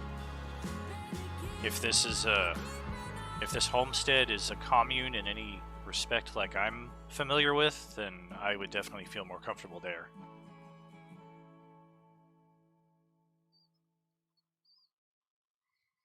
Well, I've definitely got experience with ranches. I do a lot of work for ranches. I'm a handyman kind of thing, you know, and so I'd be comfortable there. But I also think I need to help Eric get back to his unit at the very least. So I'm with Matt on that one. I think we should stick together to get him to where he needs to go. Whether he has to stay there or whether he can come back with us, we'll find out at that point. But I think we should at least take him to where he can get with his people. Well, that settles it for me. What's the fuel situation look like with vehicles? I'm mostly full, pretty topped off. I'd still full tank too. I think I'm up there as well. You got any empty gas cans? Nah.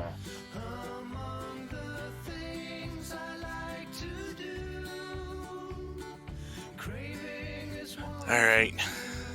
A full tank that might get us to Roswell, but there's not going to be any other fuel. You won't be able to return with a vehicle.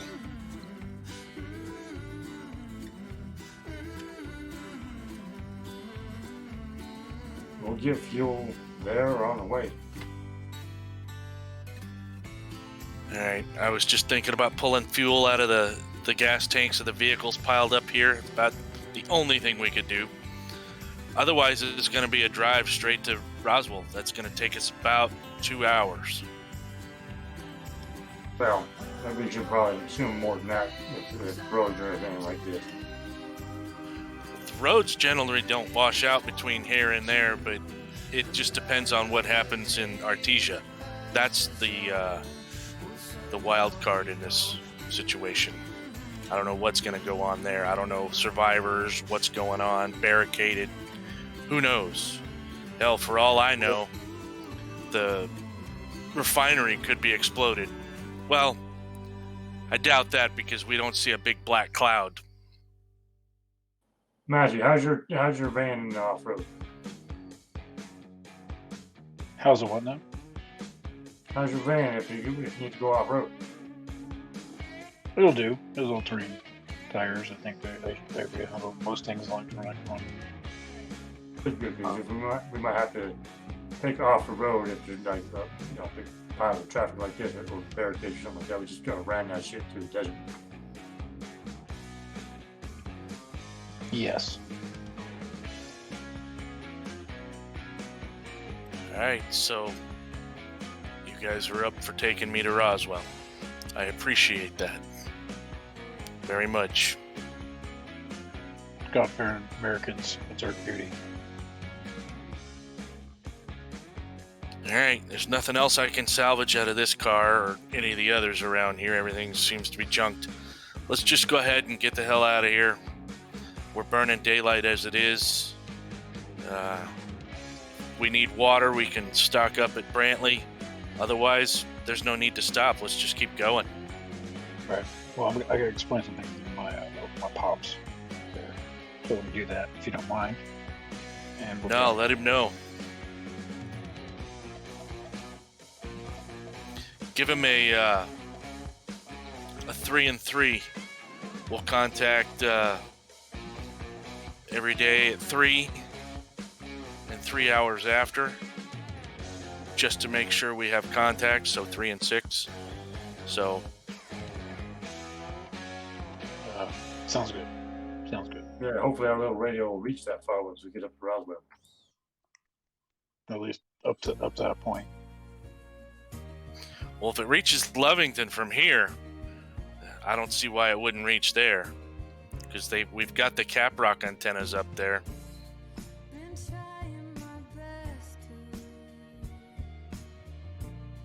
So just make sure that I'm gonna pass that along to old Jim there.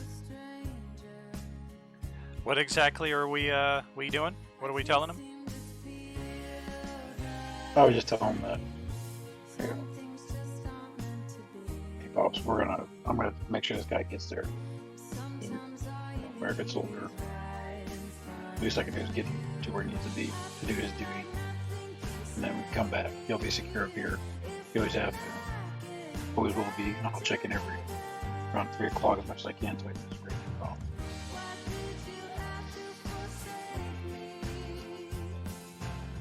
I can't stop you, boy. I never could. I'm just gonna say that in the few hours that this has become publicly aware, any of the radio communication we got out of Roswell was not favorable. I would not recommend going anywhere near there, especially right now. You got an opening between wherever you are and Lovington right now. I suggest you take it. Ask him what's going on in Roswell. What does he know? What have you been hearing?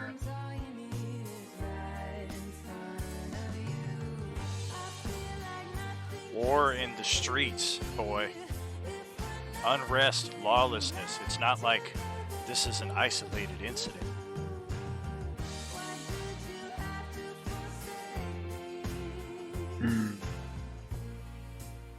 Got it. This is going on everywhere, and you go to places that have a higher population density, you're just putting yourself in a deeper stew than you need. That almost doesn't make sense. Lovington's bigger than Roswell. It's a little bit different everywhere, but point. Just get a point. What I want to say. You might be going. You even know if your unit's still up and doing even if they're combat effective. Well, we're not ground units. We're very isolated. So they would probably isolate themselves further in a situation like this, I would think. Command may not be secure, but I guarantee you there are 15 stations that are.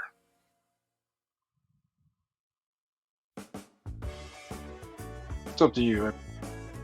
So, like I said, you know where to do it, and I'll stick to it. But preferably not a suicide.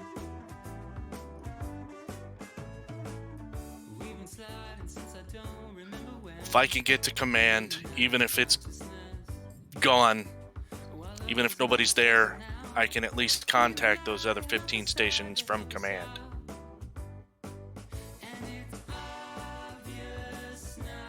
Alright, what would you like to do? I've got to go to Roswell. Well, at least we know we might be coming up against it. We have some expectations of what to be looking out for, so I think that's a good idea.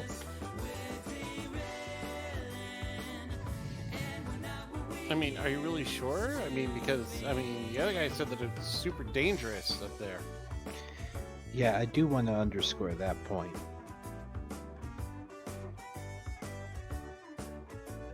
That's super dangerous everywhere, in case you hadn't noticed.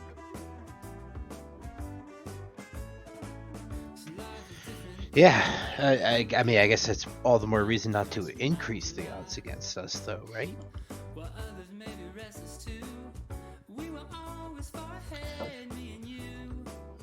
Derek, let me ask you this. There's a white man and a black man. Both are injured. Which one are you going to treat? I don't know where this is going. The proper answer is you treat both of them, right? Why do you treat both of them? Yeah, I'm having a hard time following his logic, too. I mean, are all other things assumed equal? Or are both these men in the same condition? Are they equidistant? Being provided very limited information. You have two men lying next to each other. They're right before you. Both of them are injured. One's black, one's white. Which one do you treat? The answer is both of them. Why is the answer both of them? Why don't you go ahead and clue us in there? Well, unless you got a specific reason not to treat one of them, it's what you do, right? You treat them both.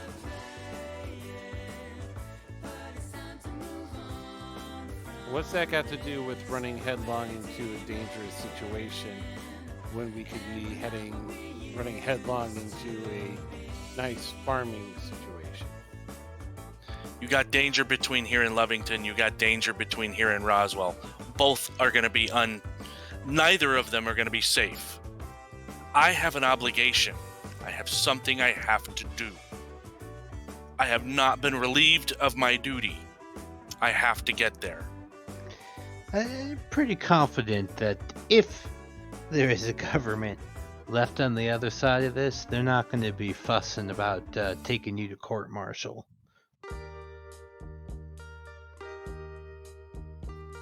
So you're only going to treat one of them. All right.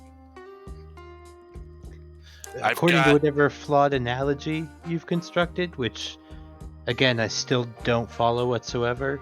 It's not the people. It's the fact that you treat people. You will treat them both. You have an obligation to treat them both. It's what you do. It's what you're trained to do. Right. I have an obligation. One is in New Jersey and one is in I have California. an obligation to the military to do my duty. Look, I it have to get back. sounds like some of these people just want their own vehicle so they can go fuck off and do their own thing. Well, let us go find them a vehicle so they can fuck off and do their own thing. I think that's even a worse possibility because the people who want to go to the farm where it's supposedly nice and safe are also the people that don't have weapons or don't have weapons training. And you guys are the ones with the weapons and the weapons training. I mean, So therefore, we're pretty stuck with you. And you keep complaining about where we're going. So you guys shut up and come with us or get your own fucking car.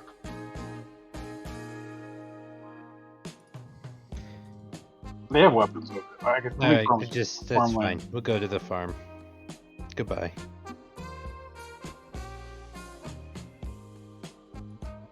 We don't have time to sit here and argue about the dead things walking around. I just think you could be as effective up there, Eric, if I may say, because we don't. I just think it would be beneficial to up there and still provide service. If that makes sense to the country and whatnot. All right, we're burning daylight. Earl, if you're willing to take me to Roswell, let's go. Sure thing. Well, let's shift out of game here for a moment then, just for logistics' sake. Who is going where?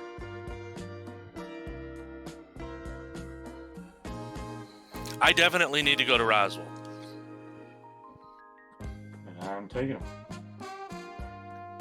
I'm off to the farm. I did Roger up and say, take him. Yeah, I really think we need to go to the farm. Okay, so then by the properties in play, John and Don are on foot, and the other three are taking both vehicles. No, Is I Samantha coming said I with would us? take him to the base. I rogered up to saying I would follow through with it. Right, if you're going to Roswell and Justin is also going to Roswell, that's the two vehicles that we have. Oh, okay, I misunderstood. My bad. Right, so Samantha's definitely sticking with Paul. Kate is also sticking with Paul and Derek. She wants to go to the farm. Pablo will, of course, go on either of the two vehicles that are going up to Roswell. I just want to clarify that out of game. And then possibly also in game, because I don't know if that really plays into any factors. We were all very vehement about not leaving anybody behind when it came to James's situation, but granted, we've seen a lot of shit since last night and this late morning. I just don't know if we're also in the same headspace that we're just like, all right, and now we'll be saying goodbye to two of our guys, including the only one who's been healing us. Yeah, that's why I said when we, speaking purely out of game, once we got to this point, I have an obligation to go here. Everybody else doesn't have to do that. So either way, I have to do that. Unless you have a reason out of game for me to not do that, that's what my character is going to be doing. Yeah, I really have nothing. I mean, it just looks like we're doing a party split here, which is generally like rule number one of don't do. And even with that factor being the case, it looks like we're still going ahead with it. So I'm just trying to figure out logistically who's going where and who's taking what with them. So it looks like one group is going into the more dangerous situation with all the guns and all the vehicles, and then one group has no guns and no vehicles and is going to hoof it in a different direction. Well, I mean, I'm sure if we have to, we could find a car and jury rig it to, start it and everything like that. Like I said I would help find them a vehicle to get them on the way. But I don't want to force them to go somewhere they don't want to go, but that's where I'm going. And if they don't want to go with me, they have to go somewhere else.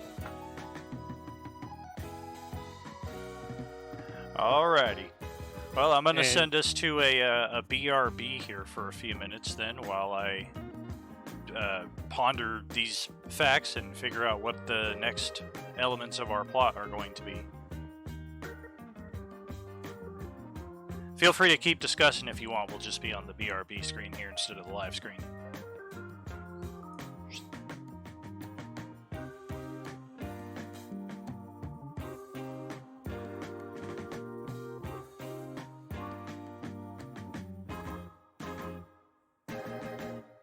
So just so you know, what I haven't said is I work inside of a missile silo.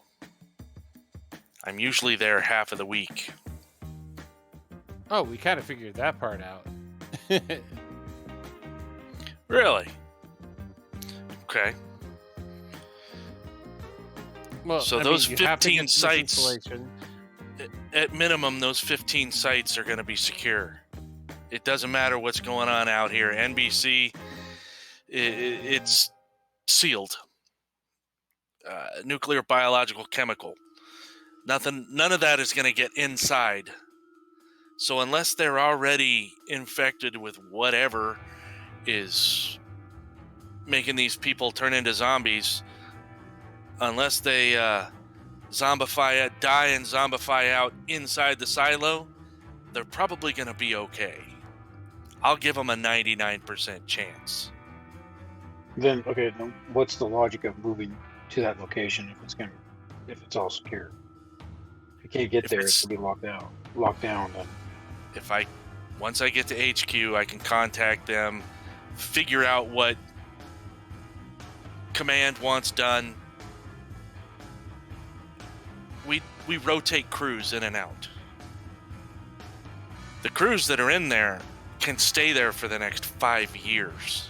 They have plenty of supplies. It's a 5-man crew. Now, I have to determine what the military wants to do with me and what they want to do with these installations. Command will tell us what to do.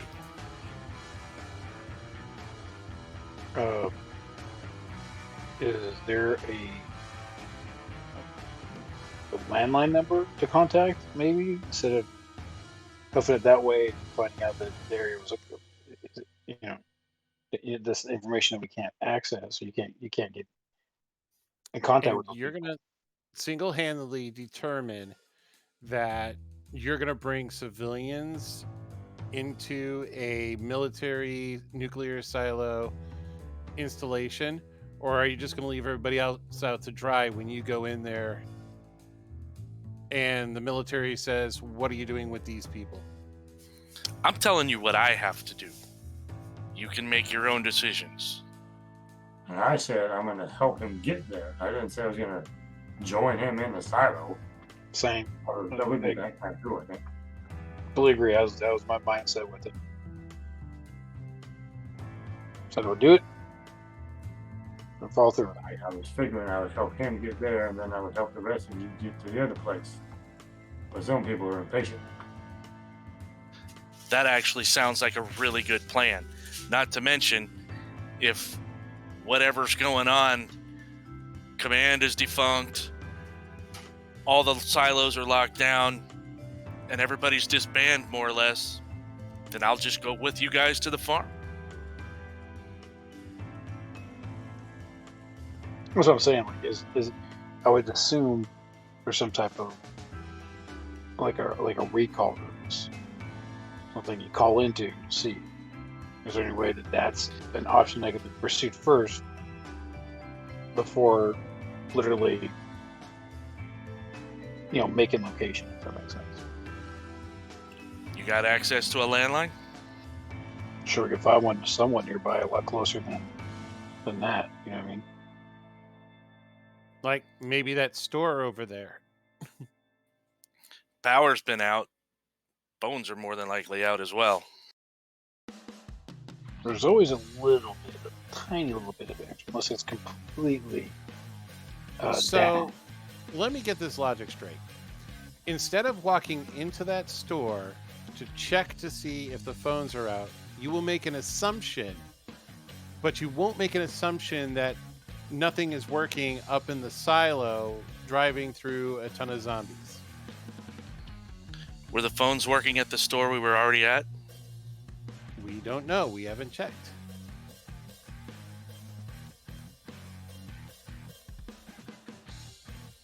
I didn't hear that at all, Dan. You didn't hear any phones ringing. That doesn't mean anything. Nobody could have been calling.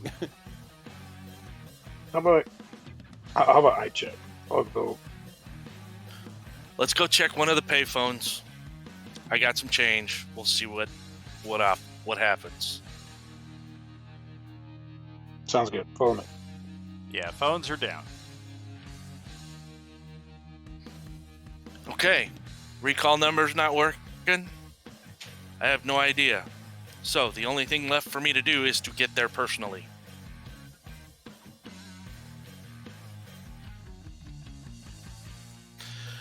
Remember in Independence Day when Will Smith insisted on going to El Toro, took the helicopter and went there? It was gone. He had to get there, but he came back. That's essentially what's going on right now. Well, I mean, we understand your character's reasoning behind it. Oh, okay. It's just that, Okay. You know, we're just all like, hey, you know, our characters really don't want to go into again, guy on the radio who's a trusted member, who's a father of a trusted member of our team, says that come to us, this is safe. Don't go there, that is bad. I tend to believe that. Yeah, like Earl said, yeah, everywhere's fucked, so it doesn't really matter where we go. Well, then sure, we're just it's a cyclical conversation, because then John's response to that was, well, of course everywhere is dangerous, but do we go to the place with this danger or the place with this danger? Well, we don't know again dangerous in the town of Farmington. You know, the homestead out in the fucking hills is safe. If you get to there, how safe is that? Oh, very true. Wait, there's a Farmington. lot we don't know. No, not Farmington, Lovington. Whatever. Farmington's a good deal farther. Yeah, Farmington's in the Four Corners. I'm like, no, if we're going to Lovington, that's closer than Farmington. Yeah. And I'm assuming both of them are in two completely different directions. It's not like, oh, look, we get to Lovington and then you can continue on to Roswell. Exactly. Or, from where we're at, Roswell is north, Lovington is east. Yeah, Roswell's pretty much due north. Lovington is northeast. It's on the Texas. It's right there at Texas.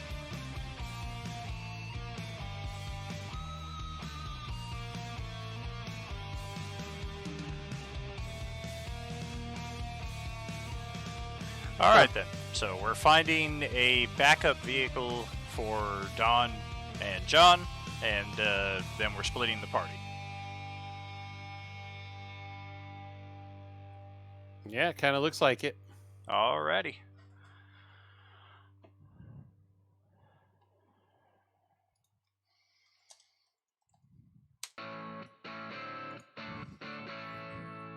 Hey, Matthew, you got any more guns you might be able to get one here?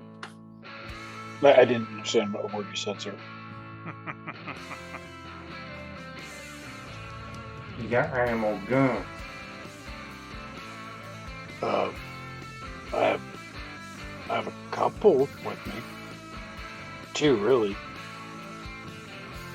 Maybe one of them should get a gun. Which one of you feels comfortable using a gun anyways?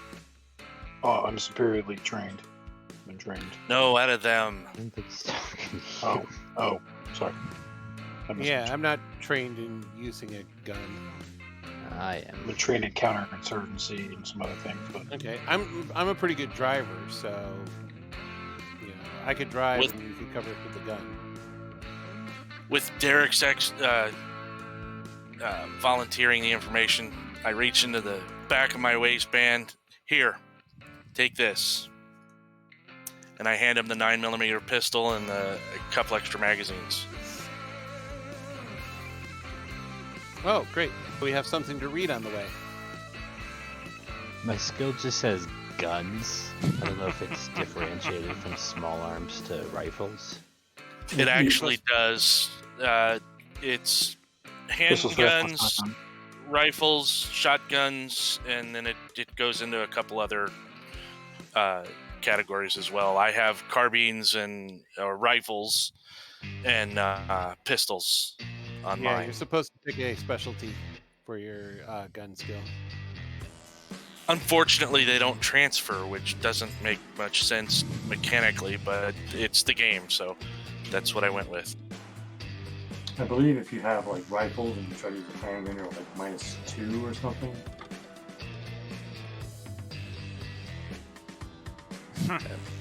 Just sort Man, that what's out. going on here? There we go. Looks like the framing got all fricked up though. Well, was your guns training from like military basic? Dan? Yeah, yours was from military, so it should be rifles. Okay.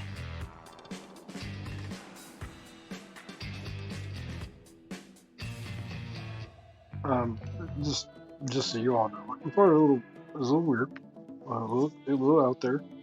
So you can expect some things. Demand, maybe some. So maybe something to consider before you head up that way.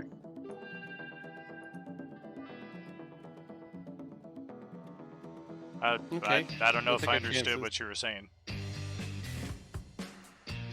I was just saying, I hope that you guys understand. God, You've been cutting out, Jane. I know the push to talk is very difficult to work with, so I'm trying to smash the.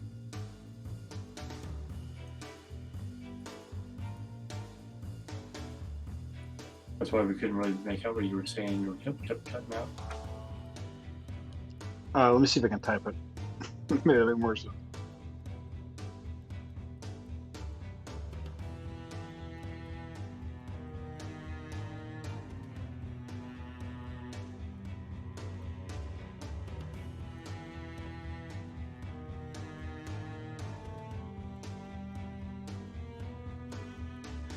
Okay, well, we can definitely at least expedite the acquisition of another vehicle, a 4-door sedan, half a tank of gas, and that'll be for Dawn, John, and 2 of our NPCs, both of the ladies.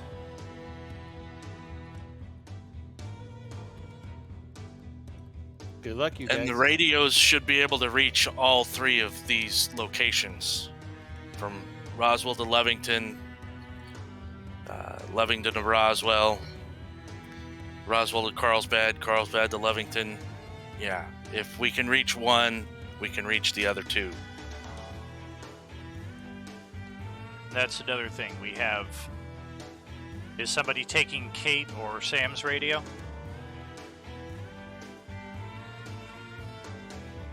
Because we essentially have both radios going with the same group.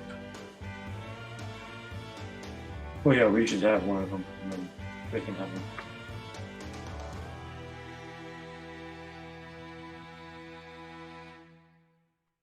Typed out a little bit on the chat thing. Yes, indeed. If not, otherwise I can see if I can try and get my handheld radio out of my car.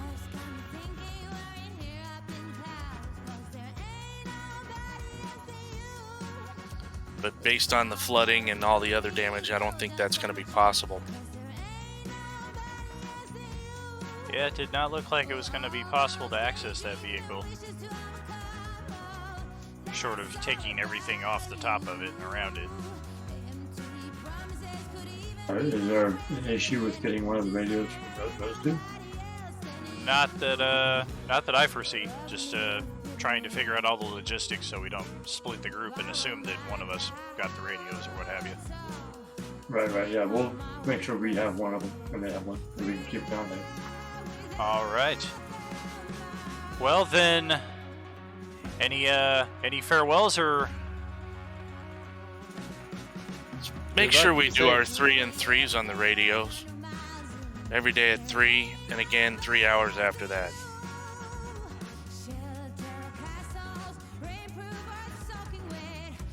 I wish you guys would be coming with us. That way we could be watching each other's backs and shit. But you make your own decisions.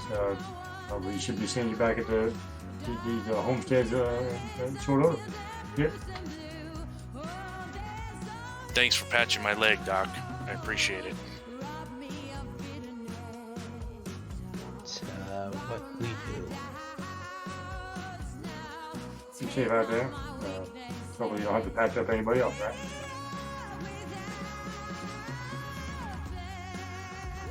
This is like the epic split the party. This is. Why do I feel bad for doing this?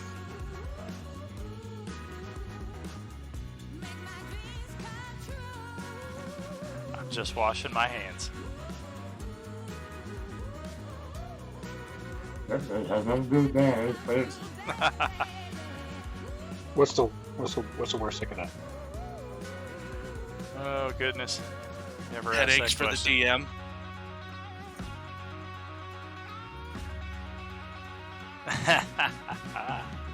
All right, so we have Derek and Paul and Kate and Sam.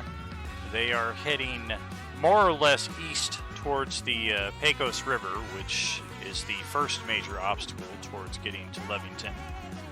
However, the bridge here in Carlsbad was damaged, outright destroyed actually, in the tornado last night. So it appears that the most direct path is not going to be available. So we're actually going to have to seek an alternative route in that regard. What kind of skills do either of you two have in that respect that'll help us navigate? Oops, just Well, I have eidetic memory. I have a photographic memory. Well, it's the same thing in our cases. I have research investigation. I have a bunch of sciences, but I have science physics, mechanics, science math, chemistry. First aid, medicine, biology, questioning, notice, scavenging.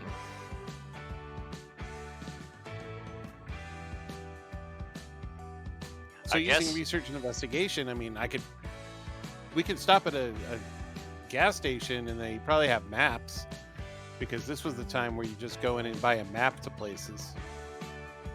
I mean, at the very least, we should know how to use the sun. Look, just stay on the road, go to Hobbs, and then turn left. Who's this guy?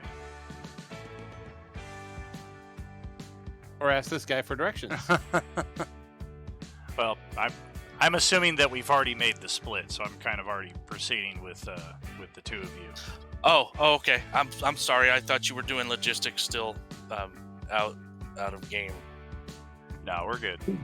they're still sleeping.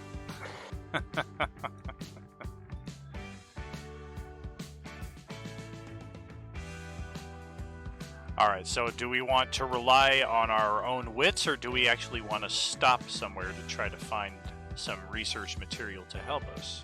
I want to stop somewhere to find research material to help us. Okie dokie.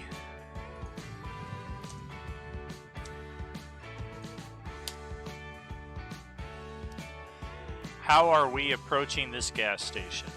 It does appear to be vacant from the outside. There's a few vehicles that are still parked in front of the gas pumps. It looks like they were just left there for whatever reason. The sign out front has 3 Gs inside of each other. Each G is a little bit smaller. Those of you who've actually been here in Carlsbad long enough recognize this as Gunderson's Gas and Grocery. But it does appear to be vacant right now. Okay, we'll head on in, quietly and cautiously. Look for a map, some food, and see if we can get one of the gas pumps to work. Something I'd like to do at some point is fashion a little Red Cross and armband as well. Gotcha. Okay, so by we're all going in then. Yeah, because we all have stuff we're looking for. Let's get yeah. Let's get some notice perception checks.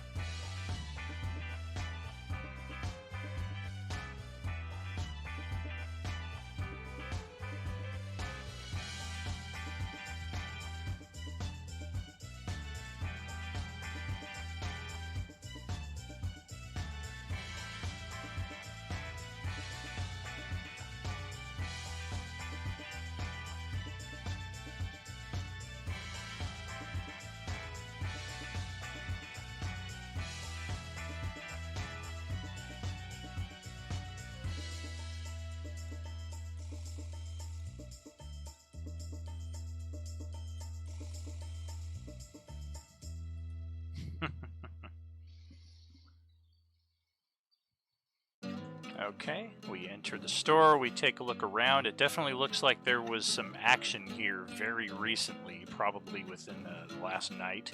Several of the windows show signs of having been barricaded, and it looks like from the tipped over shelves in here that at least one point there was some kind of combat going on in here as well. But again, just looking around, it doesn't seem like anybody's here right now. So you gotta start looking around, trying to find what you can. The maps are readily available and easily found after entering. It looks like most of the survival supplies, including a lot of the dry foodstuffs, have been completely taken off the shelves. Whoever was here definitely did a good job of clearing out what surplus might have been here in this store. As you're looking around for some other stuff, including any first aid kits or any medical supplies that you might be able to find, Kate is the unfortunate victim of the one zombie that's still lingering in here, pinned underneath some fallen shelves. And this thing bites her right on the ankle, and she lets out a very loud scream of pain that instantly draws your attention. All right, I'm going to take out my sword and I'm going to try to stab the offending zombie. Okay, you hustle over to that section of the store and see what it is that has got her in such dire straits. The zombie is motionless aside from its arms and its head, basically. Most of it is completely pinned. So hitting it should not be too difficult, you're hoping. Man, how'd you get bit by a gimped zombie?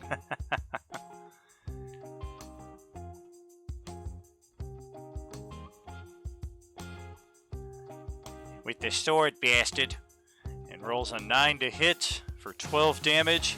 Stabs the thing right through the side of the cheek. It continues kind of squabbling for a few moments before you adjust the blade ever so slightly, and that seems to hit it in the correct spot. And that finishes off that zombie. Kate is completely freaked out, given what we learned last night and this morning at the grocery market regarding anybody who's been bit. Is there anything you can do for her, Derek? How do I think a field amputation would go? Oh, man.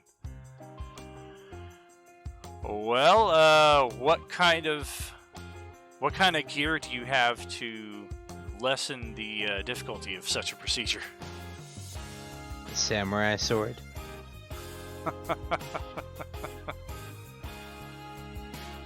You have a samurai sword, or are we talking about Dawn's sword? Talked about Don's sword. There should also be tools here, being is it a garage and gas station? Yes. The tools are for stitching it up afterwards. For the cutting part, I can think of a few better tools. I mean, you're not optimistic about the chances of how this might go, but it is a possibility. Well, let's talk it through with her. Okay. I don't know what to say. These are your options. Well, she is in a screaming rage of pain right now and sobbing uncontrollably, so it appears that you're not really speaking the same language as she is at this moment. Well, how about everybody else in the room? Because if we're amputating, we need to do it right now. If that's the only way you feel like you can save her. It's the only way to give her a chance as far as I can imagine, and it's not a good chance. Yeah, Samantha is just completely paralyzed like she was when James blasted the dude with the shotgun. Like, she's still very new to all of this, so very prone to sudden paralysis when the shit hits the fan. Alright, I guess we're gonna have to do it. This took a very dark turn. Okay, put some cloth or something in the mouth. I'll hold her down, and away we go. Who is performing the amputation? Well, I'm gonna say the guy who knows how to use the sword. All right, Don, let's Okay. get an attack roll. And James says this took a dark turn. It's a zombie apocalypse horror game. Of course it did. It's super dark. Okay.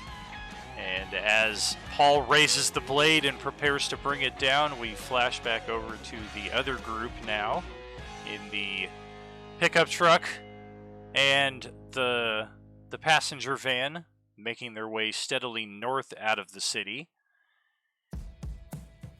And let me about 50-50.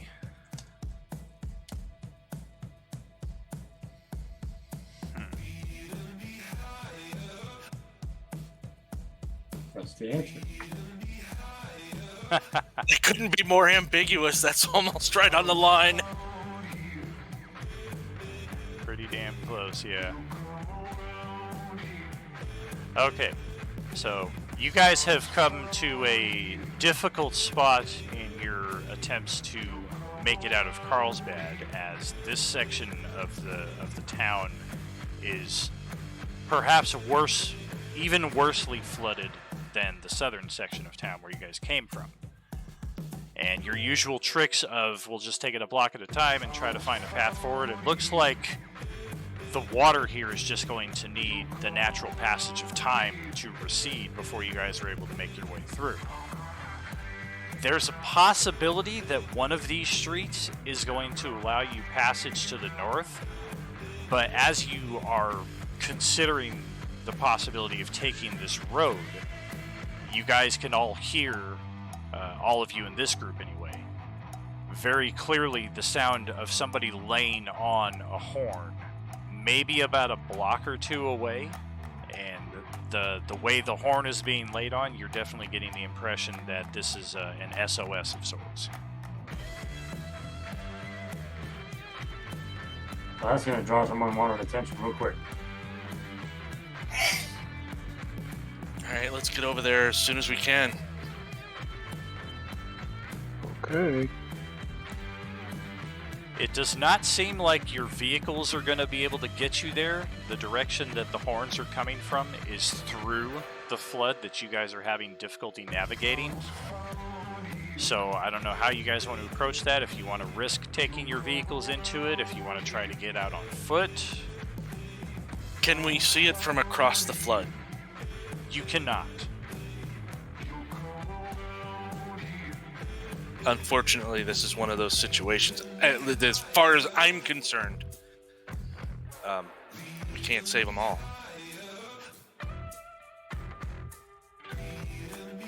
Have we been able to determine what the depth of this flooded area is? Not off of a perusing glance, but I mean, if you want to take some time to investigate it, it shouldn't be too hard to determine.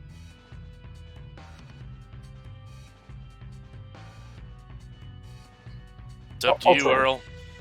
I'll try to see how it is.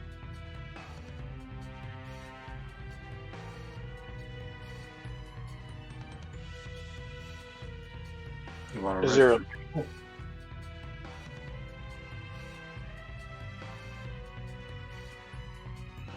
What? I asked him if he wanted to risk his vehicle in that flood or not. I was gonna go on foot, and if it's dropping off, then we'll like to know. Is it Okay. like a log? Yeah, go ahead and roll a intelligence check there, James.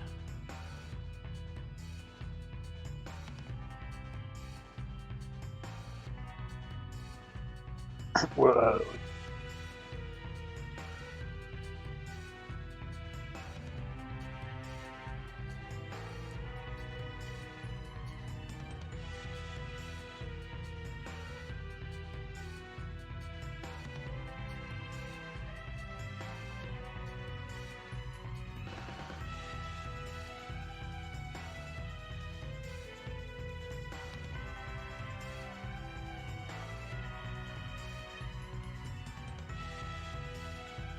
Looks like you're dealing with a depth of about 1.5 feet to 2 feet, depending on which section of the street it is you're passing through.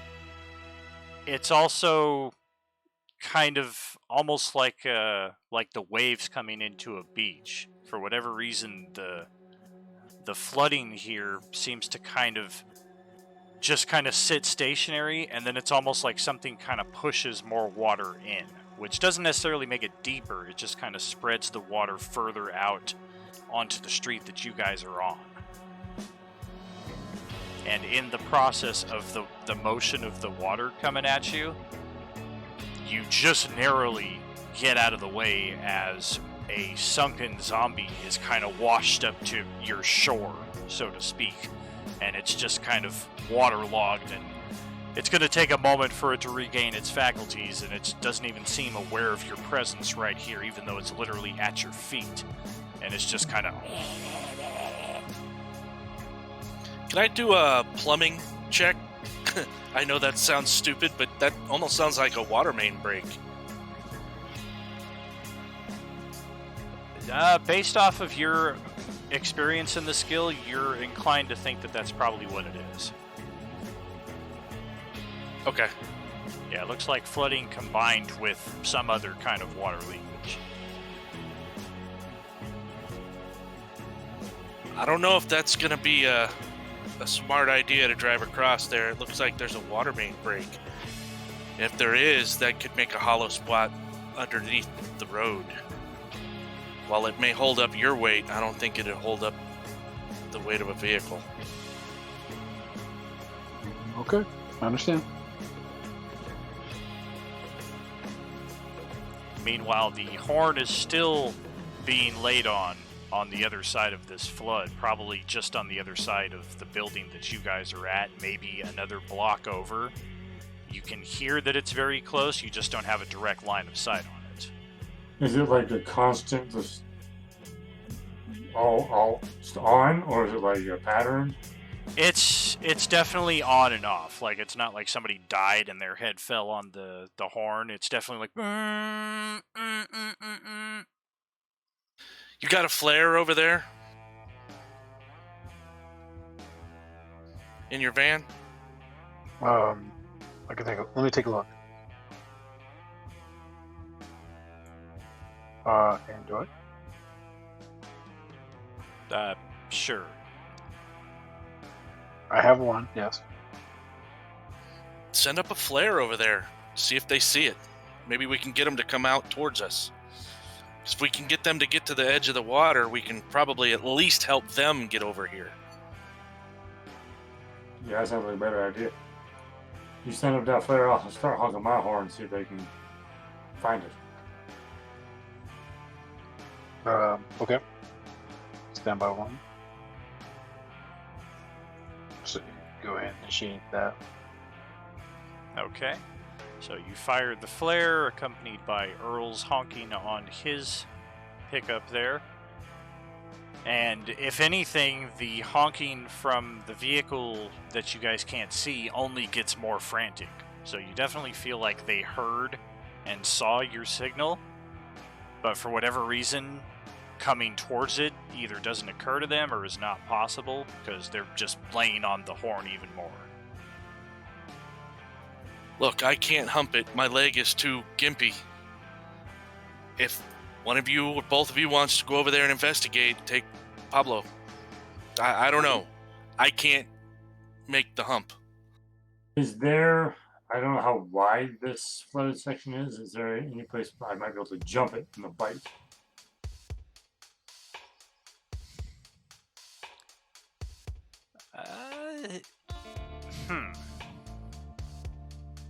That's actually clever.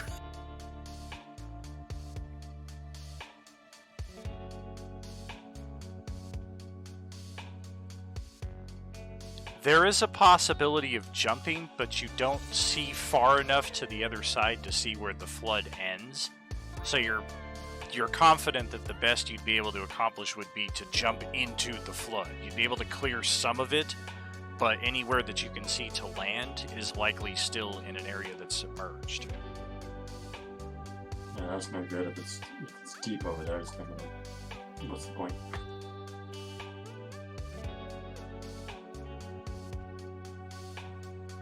But you see me kind of looking around. Oh, there's a goddamn place to make a jump. Is there a way I can see if I can see where the water is coming from? Maybe for the water main break? You look around, you don't see exactly a source in your line of sight, so you're thinking that it's probably further back wherever that horn is coming from.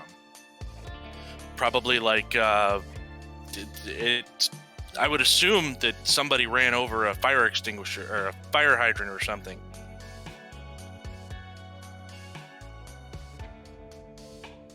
And that's probably where all this water's coming from in that manner. It could be. Basically, the situation as we're looking at it is, if we're trying to get out of Carlsbad, we have to go through this flood. We don't necessarily have to try to help whoever this is honking the horn, who's also in the direct path we're going to take, but navigating this flood or waiting for the waters to recede looks like it's going to be your best options for getting through, unless somehow you guys are able to fly over it. Okay, I was misunderstanding. I thought this was a detour. Okay, so we have to go through this flood anyways. All right. Well, with that in mind, Earl will say, well, shit, we gotta get through this anyway. Matthew, get behind me.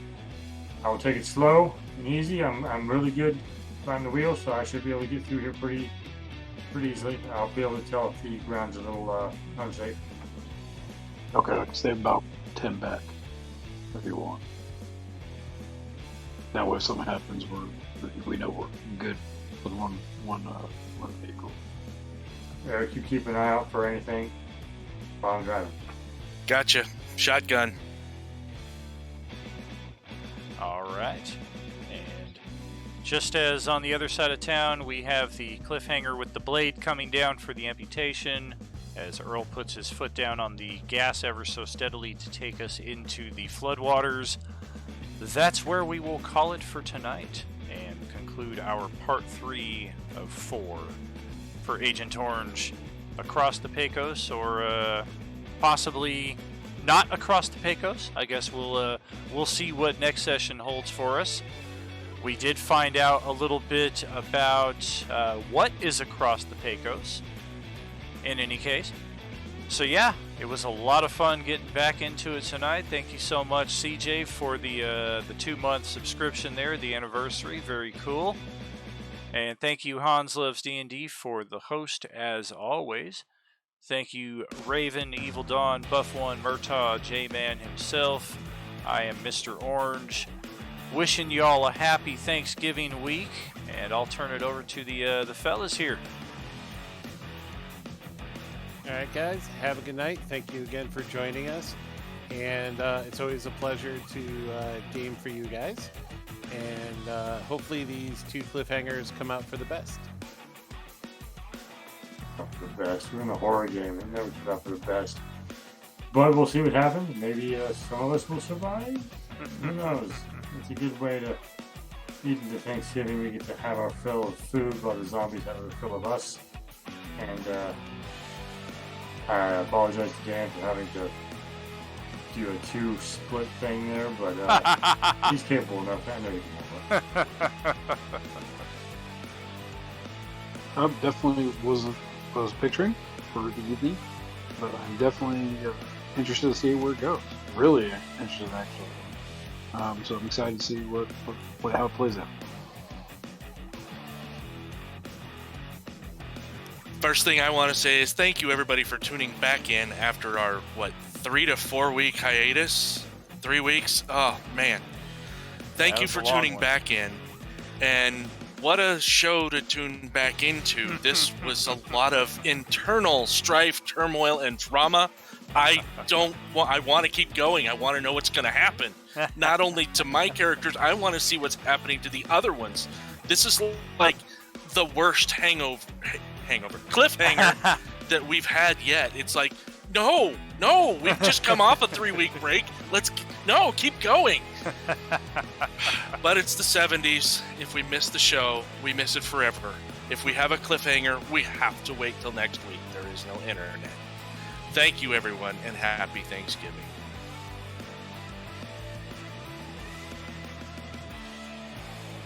Enjoy yourselves. How about you, Mr. Murtaugh? Oh, yes, nothing clever or witty to add or really substantial. Yeah, thanks for being here. We'll see you all next time. Yes, indeed, fellas. Thank you very much. Have a great evening, and we will catch you after the holiday. Are you with us?